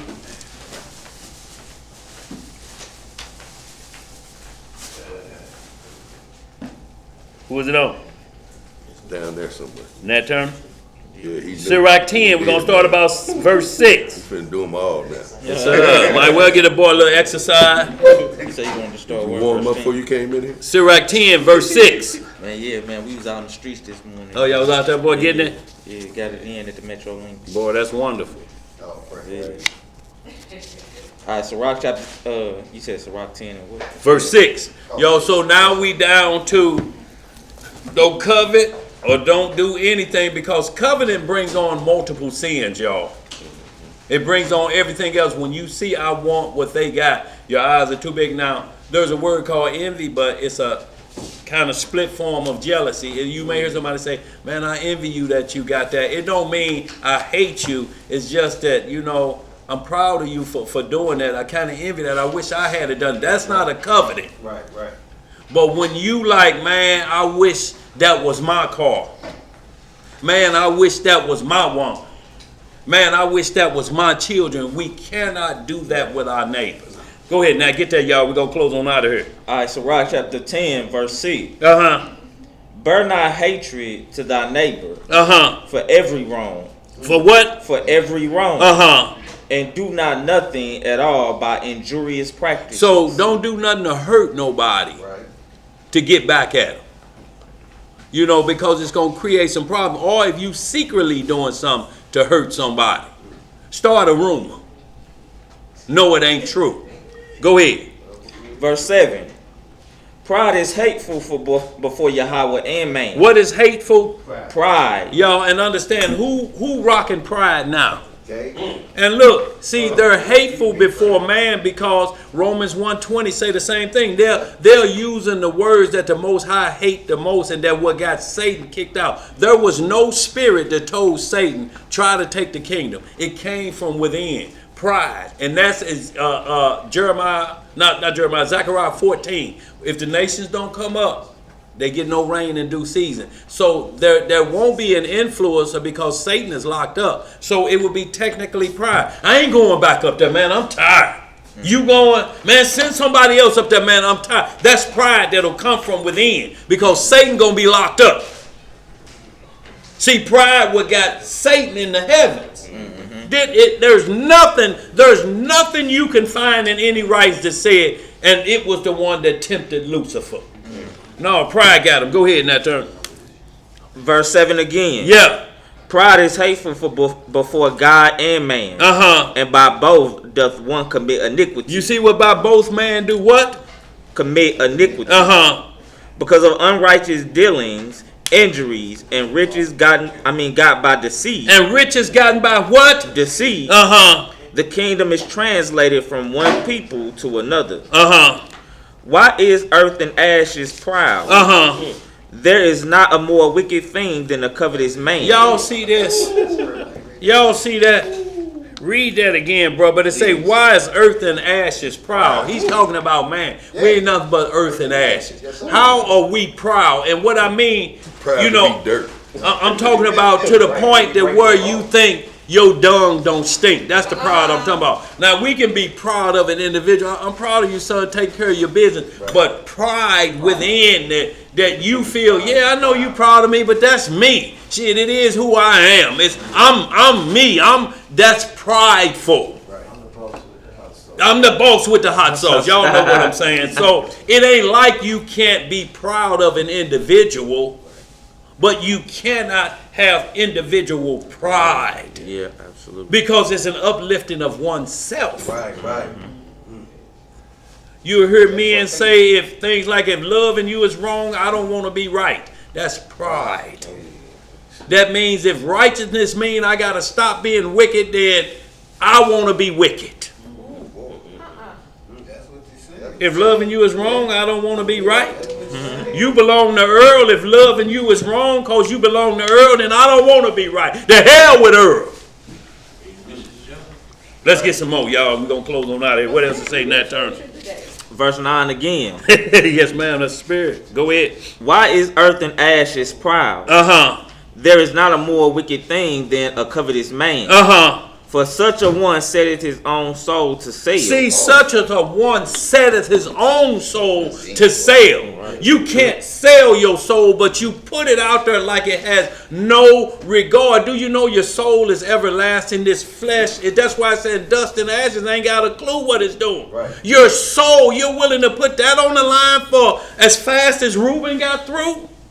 Zeb gave him the benefit of the doubt. He added a little bit of more time. At least made him a minute, man. Yes, sir. Boy, you didn't want to shame the boy like that, huh? Go ahead, man. Yes, sir. I mean, I ain't never heard nobody call him. Yeah. And look, y'all, for all y'all know, he talking about some rice. Yeah. Come on, go ahead. Go ahead, Chuck. Go ahead. Look like rice. It says, because while he liveth, he casteth away his bowels. Verse 10. The physician cutteth off a long disease. And he that is today a king, tomorrow shall die. Y'all understand what that's saying? Y'all can read the rest of that. Because it gets down a little more into Lucifer and his pride. Y'all read the more of that. Y'all read all the rest of that. I tell you what, read verse down to verse 13. Yeah, go down. Verse 11. Yeah. For when a man is dead, he shall inherit creeping things, beasts, and worms. What he gonna inherit? Creeping things, beasts, and worms. The beginning of pride is when one departed from Yahweh. Y'all see that? So it's not something that comes in you. It's your own free will choice. You say, I'm not going to listen to him anymore. I don't trust him anymore. That's the beginning of pride, because in yourself, you're saying, I fault God for how I'm living. You know why you in that position. You'll hear men make up things about why they got locked up and talking about I'm being persecuted. You broke the law of the land.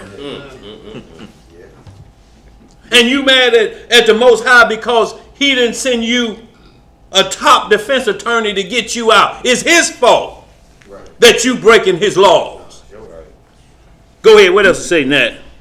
It says, for pride is the beginning of sin, and he that hath it shall pour out abomination. And therefore the Lord brought upon them strange calamities, and overthrew them utterly. The Lord hath cast down the thrones of proud princes, and set up the meek in their stead. See, and that's what the Messiah said. The meek shall inherit what? The earth. Go ahead. Verse 15. The Lord hath plucked up the roots of the proud nations, and planted the lowly in their place. The Lord overthrew countries of the heathen, and destroyed them to the foundations of the earth. He took some of them away, and destroyed them, and hath made their memorial to cease from the earth. Pride was not made for me. What? Say that again. Pride was not made for me. Nor furious anger for them that are born of women. Nor furious anger, y'all. This is why when you hear a homosexual stab you 10 times worse than anybody else, or they act out. Look, what they're doing in these schools now, dressed up like drag queens, the way they're acting out, dancing and thongs going up their rear end. You know, I'm talking about you can't even see nothing back there. And this is what they're doing before the children. See, pride takes away shame. When it's like that, I don't care. See, it used to be a point before they passed this in the government that you hid in the closet. You still had a little shame left. But now them closet doors is kicked open, boy, and skeletons running out. I'm talking about boneyard activity. Go ahead. What else to say, bro? Verse 19. Yeah. They that fear the Lord are a sure seed. What kind are we? A sure seed. And they that love him an honorable plant. They that regard not the law are a dishonorable seed. If you say the Bible is tampered with or anything about the law, you are what it say you are? A dishonorable seed. They that transgress the commandments are a deceivable seed. Yo, we ain't got to go no more, y'all, on that one. Y'all read the rest of that. We just need to get to these last two before we close out. Y'all read all the rest of that and y'all see what pride does. And this is their championship banner called pride. We don't care what God said. We're proud to be like this. Chapter 11 goes into pride too. Boy, look here. If I want to bite all the feathers out of a pillow, I will. I don't care about what God said. You feather mouth. Boy. Let's get some more, y'all. Matthew 5:28. And then we're going to hit the 1 John 2:16 and the 1 Corinthians, y'all, we close on out. They all one-liners. Yeah, I'm going to need some aluminum foil for this. Matthew 5:28. Huh? You said Matthew 5:28, yes, sir. So what we want to do is tighten this on up with the Messiah giving us some more instructions. Tell you what, you back it up to 26. Yeah, go ahead. 26, 5 and 26. All right. Matthew chapter 5, verse 26. Verily I say unto thee, thou hast by no means come out thence, till thou hast paid the uttermost farthing. Okay, so that's just talking about when he said, if you be in your way, your adversary, agree with him quickly. Go ahead. Ye have heard that it was said by them of old time, thou shalt not commit adultery. See, he's saying in the flesh, you heard that under the schoolmaster. He said, but we're going to take this to a conscious level. Go ahead. But I say unto you, that whosoever looketh on a woman to lust after... To do what? To lust. To covet. To lust after her, hath committed adultery with her already in his heart. In his heart. Y'all have to understand what it's talking about. Y'all write down Job 31 all. You'll see Job talking about young woman. He's like, I got all paper. I ain't worried about nothing. He said, but if I look at a young maid to lust after her, sitting here thinking that I can have my way with it, he said, I tell you what, you can have my wife if I do that. And I tell you what, not only that, but go get your partners. Y'all can run a train on them. If I do that up here. It say he trained his eyes not to lust. Can y'all imagine that? I don't care who ran by naked at top speed. Cakes out.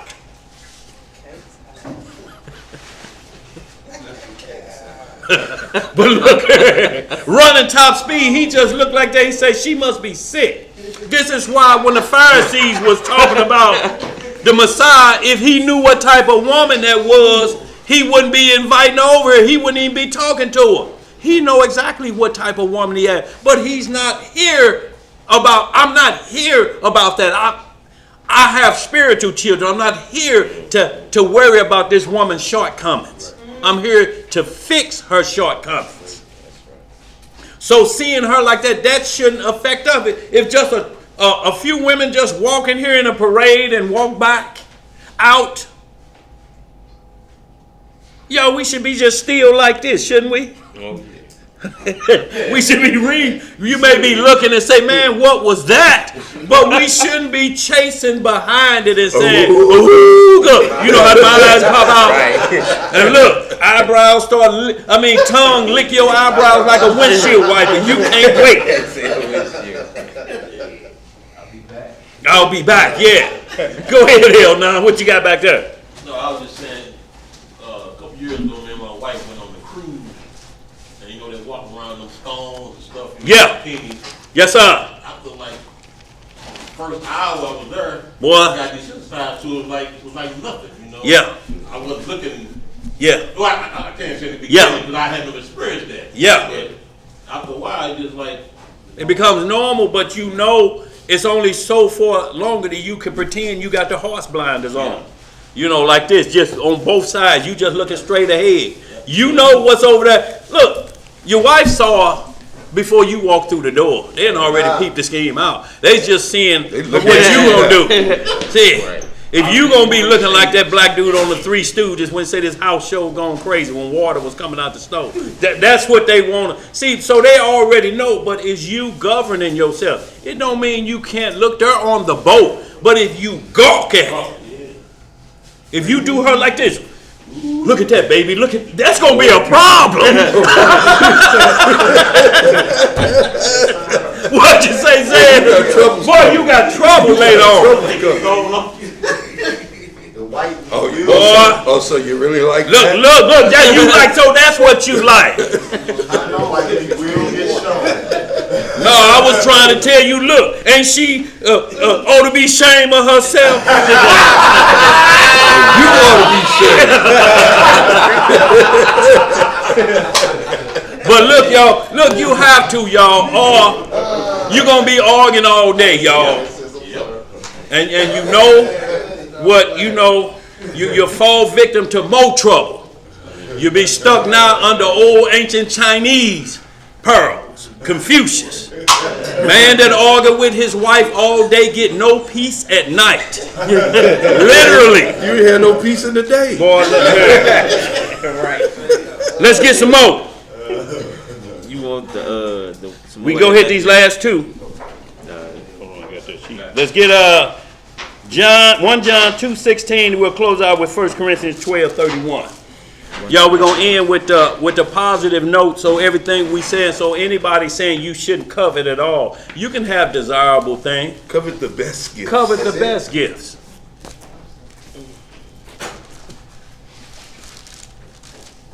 If you being evil know how to give good gifts, how much more your Father?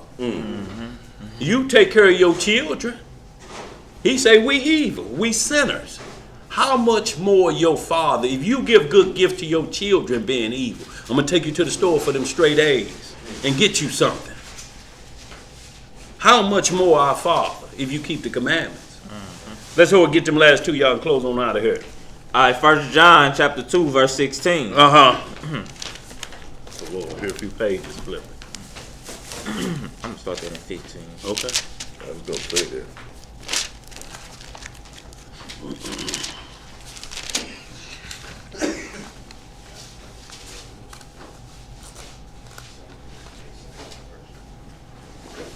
Tell you, we'll bag it up to 12.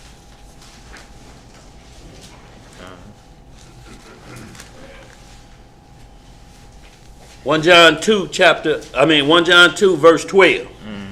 All right, the book of 1 John chapter 2 verse 12. Uh-huh. I write unto you, little children, because your sins are forgiven you for his name's sake. Uh-huh. I write unto you, fathers, because ye have known him that is from the beginning. I write unto you, young men, because ye have overcome the wicked one. Who have you overcome? The wicked one. Uh-huh. I write unto you, little children, because ye have known the Father. That's the only way you can overcome the wicked one. Go ahead. Verse 14. I have written unto you, fathers, because ye have known him that is from the beginning. From how long ago? The beginning. Uh-huh. I have written unto you, young men, because ye are strong, and the word of God abideth in you, and ye have overcome the wicked one. You see what we have to overcome, y'all? We can't be worried about these minute problems and debate contests and different things. We got to overcome that wicked one, y'all, because he don't stop. Right when you think you done got a break from him, he come up again. What happened? Yeah, they say Junior done shot somebody. Oh, Lord have mercy. Phone ring again. Hello? What? No, Lord have mercy. What? Big Mama done slapped a pimp and killed him. What? Look here. He said, "Where's my money to the road?" Yeah. Go ahead. Where we at? Verse 15. Yeah. Love not the world, neither the things that are in the world. So we can't love the world, neither the things that are in the world. What that means is the world has commandments. The world said you don't have to worry about God's commandments. That's love of the world. What we're talking about is their commandments. That's what they have, their love. What they say is love to them. You should love everybody. Technically, you should, but you should hate the sin. Right. So this is not saying they could just, everybody, even yourself, that counts for yourself too, because if you hate sin, then you won't be in that company. Go ahead. What else to say, bro? If any man love the world, the love of the Father is not in him. The love of who is not in him? The Father is not in him. For all that is in the world, the love of the flesh, the lust of the flesh. See how it starts off? It's not the lust of the conscience. That's the first thing it thought off the world off of, the lust of the flesh. It ain't a magazine. It ain't nothing you could turn on somebody naked or they're improving on their nakedness. Either it's big breast, big behind, or whatever else it is. It's the love or the lust of the flesh. And they put it out there so you can lust over it. And they use hot lust words. Such and such is on fire. And she's sitting in a bikini and it's baggy. She ain't on fire. So, but that's what they do. They put it right out there, don't they? Everybody, she's hot as a firecracker. There you go, clicking on it. Hot pics. That's all. The thirst trap. What is called? Thirst trap. The thirst trap. And that's every day, y'all. It's no matter what we look at. It's to sell shampoo. A lady's on a plane like she's got Reuben in there with her. On the plane about shampoo. I don't care what it is they sell. They have to make it taste as pleasurable as that thought process of being fruitful and multiply. Every commercial, I don't care what it is, you can't watch a program now without it being there and nakedness over everything. Not only this, I don't care what show you watching, now you got to watch the same sex behavior between every commercial. And they like, well, go ahead, you can change the channel when you get ready, or you can turn the TV off. But when you turn it back on, it's going to be some pride happening on here. Because we paying for commercial spots. Y'all can shoot all the Bud like you want. Oh, you didn't say that. And you know, the lieutenant and Ishwa love them some Bud Light. Got them cussing. Go ahead, where we at? Verse 16. Yeah. For all that is in the world, the lust of the flesh, and the lust of the eyes, and the pride of life. And the pride of what? Life. Is not of the Father, but is of the world. See, and then, like I say, what they do is they're attacking everything you like. See, so can you change your beers because we got a transvestite on the can of beer that you like now? Yeah, on the Bud Light. Yes, sir. So look, on the Bud Light can. we may have to just go back to the nutritious beer if you want it. Stag. S-T-A-G. It helps with diabetes. It helps with other things, but that's what stag means. S-T-A-G. And I got this from Ariel. Steak, taters, and gravy. See, you get all of that with a stag beer. But with Bud Light, you finna get something else. Go ahead, where we at? Verse 17. Yeah.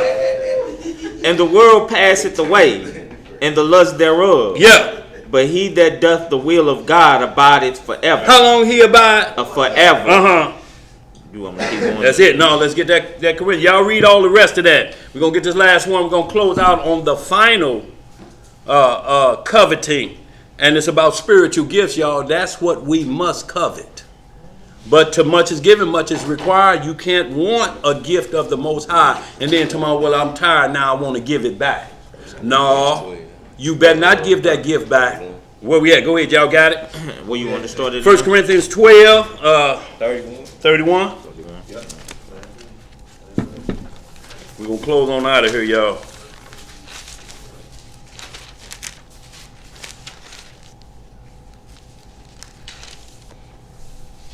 Tell you what, bag it up to 28. 27. Yeah, 27. Go ahead, wherever you at, bro. 1 Corinthians 12, verse 27. Now ye are the body of Christ, and members in particular. So you can't have anybody uncover our nakedness. We're the bride of Christ. We can't let nobody see what's up under here. If somebody see or got you off on the Bible is tampered with and you scratching your head talking about it could be, they done peeped under your skirt. And you ain't got no drawers on. They done uncovered your nakedness. What else you say, bro? Verse 28. Did you say go back to 25? Go back to 25. Okay, go ahead. All right, verse 25. That there should be no schism in the body, but that the members should have the same care one for another. Absolutely, Zed. Good call on that one. Yes, sir. The same care, y'all. We can't look at anybody different. The body must be taken care of, just like your body must be taken care of. Everything you must take care of. You can't let the baby toe go lacking. And you known for your cool gait, how you stroll. You know how that cat be dancing on that commercial where they pouring that stuff, how he slide like that. That cat was moving out. See, you cut your baby toe off, that cat is too. His slide gate will be off. That's all I'm talking about, y'all. Hop and it ain't here. Yeah, right. Go ahead, bro. Go ahead. Verse 26. Yeah. And whether one member suffer, all the members suffer with it. You see that when one member suffer, everybody suffers together. That's why we got to make sure we keep this circle tight, because a little leavening do what? You let bad behavior in here, it's going to hurt the whole body, ain't it? Let's get some more. Or one member be honored, all the members rejoice with it. See, all the members rejoice, y'all. Everybody rejoice. Go ahead. Now ye are the body of Christ, and members in particular.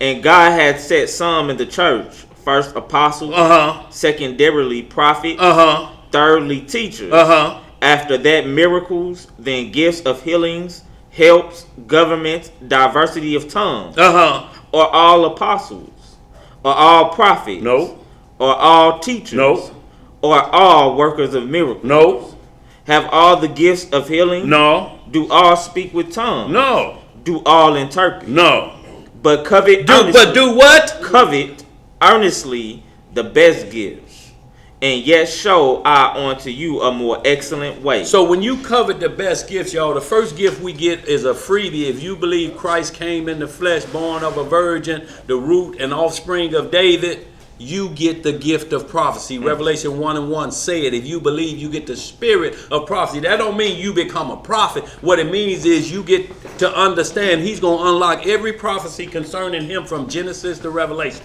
You'll get that up front. He's going to show it to you. He said, I'm the volume of the book. You get that up front. Now you want to up your game to another level? You can ask for a gift. Lord, bestow upon me the gift of tongues. I got a yearning to go to the Philippines, and I want to tell them of your good work. Yes. And the Spirit, he said, well, hold on. Take this interpreter with you so you keep the rules. He's going to have to break things down. And that's how it is, y'all. And then if you want another gift, I want the gift of wisdom. Okay, that's coming with a lot. But nevertheless, Solomon asked for that. He said, you asking a thing, you know this people. You know how this people get down. This people is cray-cray. And I don't care how you say it, that means beyond crazy, don't it? He's cray-cray. I believe I can handle him. No, this people is cray-cray. I'm telling you. And you going to end up cray-cray. If you don't understand what I'm telling you. But since you didn't ask for earthly riches, I'm going to give you wisdom. I'm going to give you more than anybody I ever gave it to before. Have you finished that? Mm-hmm. Okay, real quick, just 1 Kings 4. I just want to express that. 1 Kings 4, real quick, y'all, we're going to close on out. See, Nat, I knew you had just got here. I wanted to loosen you up just a little bit. What's up? 1 Kings 4. I just want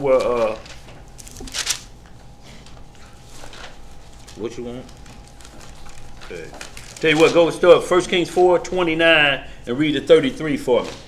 And I want y'all to understand how much wisdom Solomon had and why he's considered the wisest man that ever lived on earth. It ain't Albert Einstein. His wisdom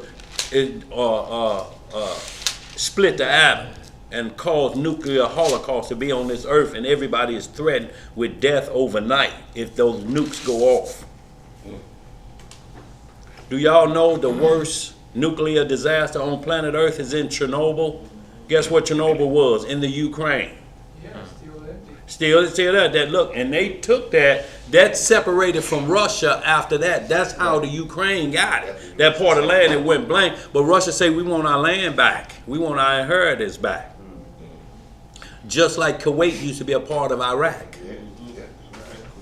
Until, yes ma'am, until that deal with the Shah of Iran separated all that. We want our Kuwait back. So y'all, this is what happened about inheritance, and this is from Genesis, the Table of Nations. This is when the land masses were split. Go ahead, what we got? 1 Kings chapter 4, verse 29. What it say? And God gave Solomon wisdom and understanding exceeding much. How much? Exceeding much. And largeness of heart, even as the sand that is on the seashore. So y'all look at any beach, that's how much wisdom Solomon had. If you could count the sand. Go ahead. And Solomon's wisdom excelled the wisdom of all the children of the east country, and all the wisdom of Egypt. All the wisdom of Egypt. What we doing going back down and reading any books, and the wisdom of Solomon exceeded that, and his wisdom is the law, statutes, judgments, and commandments. Truly loving the Most High from your heart, the first commandment. Why would you go back to Egypt? The wisdom of the Bible, it says, is above Egypt. Go ahead. For he was wiser than all men. Than Ethan, the Ezrite. The Ethan, the who? Is that how you pronounce it? Yeah. Ezrite. Yeah. And Heman, and how you pronounce that? Charcoal? Yeah. Charcoal. Ariella. Charcoal. Look here, let's just say call him Charcoal. Go ahead. And Darda. And who? Darda. Right. The sons of Maal. Pronounced it. And his fame was in all nations round about. Yes, sir. Let's see what he did. And he spake 3,000 proverbs. And his songs were 1,005. You talking about chartless songs, albums. Solomon had it. 3,000 proverbs. See, so when somebody start talking that foolishness, we don't know who wrote Matthew, or the Lord didn't say, ain't Proverbs letters? Where you see in any Proverbs, and the Lord told Solomon, put that wisdom down like that. Ain't nowhere, neither in the Psalm. David is just saying the Lord, my God, he's speaking about those things. But commandments are what they are. The letters you write are concerning the commandments. How you going to be mad at Paul? Paul wrote them letters. The Lord ain't said nothing. Well, you need to get busy with Psalms and Proverbs too. Because these are men just breaking down the law of the Lord in parables. So you can understand it. What else to say? Verse 33. And he spake of trees, from the cedar tree that is in Lebanon, even unto the hyssop that springeth out of the wall. He spake also of beasts, and of fowl, and of creeping things. You see what Solomon was talking about? Everything on planet Earth. Everything. You finished at 33? And of fishes. So Solomon knew everything. You know why? Because in the kingdom, it was just like he was in charge of planet Earth. Every nation was coming up. Solomon had a nation. Animals was brought to him to start a zoo. But while you there, just read the 4 of 88 and 89. And just remember them 2 boys Solomon had wisdom going forward. But just go to Psalm 88 and 89. I don't want you to read it. I just want you to read the 4 and say who wrote Psalm 88 and 89. Solomon had these the same boys in 1 Kings 4. I just want you to read that they wrote Psalm 88 and they wrote Psalm 89. These boys that 1 King says Solomon had more wisdom than them. Just tell me what the 4 runners say. What it say up there, This Levi? is Psalms 88. A song or psalm for the sons of Korah. To the chief musician upon Mahala. Leano. Yeah. Mashil. And Heman, the Ezrite. Now that's the same Ezrite you read in 1 Kings 4. That's who we have written. Do me 89. Psalms 89. Yeah. Mashil of Ethan, the Ezrite. So those are the same people in 1 Kings 4 that says Solomon's wisdom excelled theirs. So when you read Psalm 88 and you read Psalm 89 in its fullness, that ain't David. That's them boys that had great wisdom that Solomon's, it say, exceeded theirs. So I want y'all to really read Psalm 88 and 89 and understand where Solomon's wisdom was. But guess what got him? That spirit of lasciviousness came back around. But them demons told him, we're going to get you because you're going to get old. We still the same age, and we're going to send them same young tenders to you in your old age. We're going to test your wisdom then, Solomon. And he failed terribly. Let's close out, y'all. We got anything too bad? So far, so good. Is that Psalms 88 and 89 homework? No, I just wanted to read it and compare it to 1 Kings 4 because those are the men mentioned that had extensive wisdom, but it says Solomon exceeded theirs. So that's their writings. So when you read Psalm 88 and 89, you're like, this some powerful writing, but Solomon's was better than that. In understanding, if y'all understand what I'm saying. And I want y'all to read Job 31 chapter, and you see where Job made a covenant with his eyes. He said, I made a deal with my eyes. I'll pluck them out. But the Messiah said, if your eye offends you, do what? Pluck it out. Look, if you can't stop looking at somebody else's woman and they just walk by and you just keep doing like this, you be like, hey, what you looking at? Oh, that spirit that got on you. You can't control these anymore. And when these can't be controlled, it's going to be a problem. Because, see, once these get out of control, they'll look at anything. Man, why you keep looking at my dog Ray like that, huh? Better lock him up.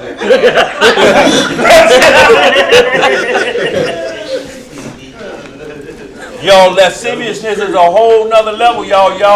Y'all make sure y'all don't look this up on y'all app, though. Autoerotic asphyxiation.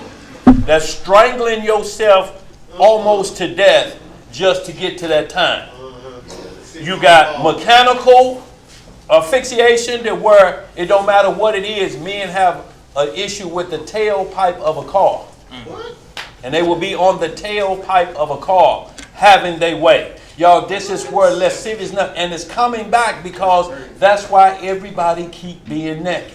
They want us to get used to everybody being naked, but you're going to have to control yourself. But you're up against a tense battle with these spirits out here that have rape. Rape ain't going to stop.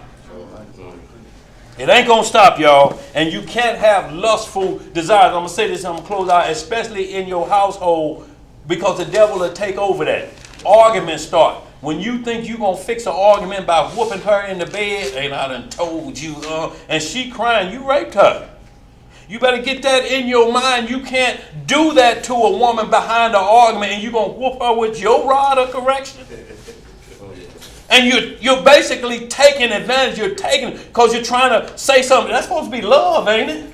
Ain't no love. Right. Yes, ma'am. Real quickly, as little as they have said, and the children have been seduced by the spirit, and they're finding a lot of the youth in closets under this asphyxiation, hanging themselves. Now they're doing them pills, taking Benadryl now. That's right. But they just had in the Daily Mail in the classroom, the teachers on one side, the children on the other side. They spray whipped cream on both sides of a clear plastic thing sitting on the table. It's like a window. Right. And a teacher and a student run up to it, and they got whipped cream on both sides, and both of them licking it. Their tongues ain't touching, but they call this an exercise. Of what? I'm talking about like it's a window like this between, but they spray it on this side and this side, and the teacher come here and the student is right there, and they're licking, but their tongue ain't touching because the glass is there. Boy, and calling it exercise.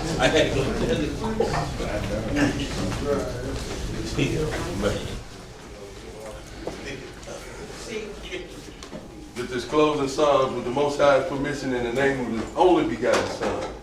Long live the King. Long live the King. Psalm 67. Read. Yahweh, be merciful unto us and bless us. Yes, sir. And cause His face to shine upon us. Yes, sir. Selah. Selah. That thy way may be known upon the earth, thy saving help among all nations. Yes. Let the people praise thee. O Yahweh, let all the people praise thee. O let the nations be glad and sing for joy. For thou shalt judge the people righteously and govern the nations upon the earth. Selah. Selah. Let the people praise thee, O Yahweh. Let all the people praise thee. Then shall the earth yield her increase. And Yahweh, even our own power, shall bless us. Yahweh shall bless us, and all the ends of the earth shall fear Him. Hallelujah! Selah! Yes, sir. Y'all got to shekel it too, y'all. We greatly appreciate it. Y'all pick up all that stuff, them old sunflower seeds, get them pampers up. Yeah. Introduce some sunflower seeds. Y'all look at the rest of them photos, y'all.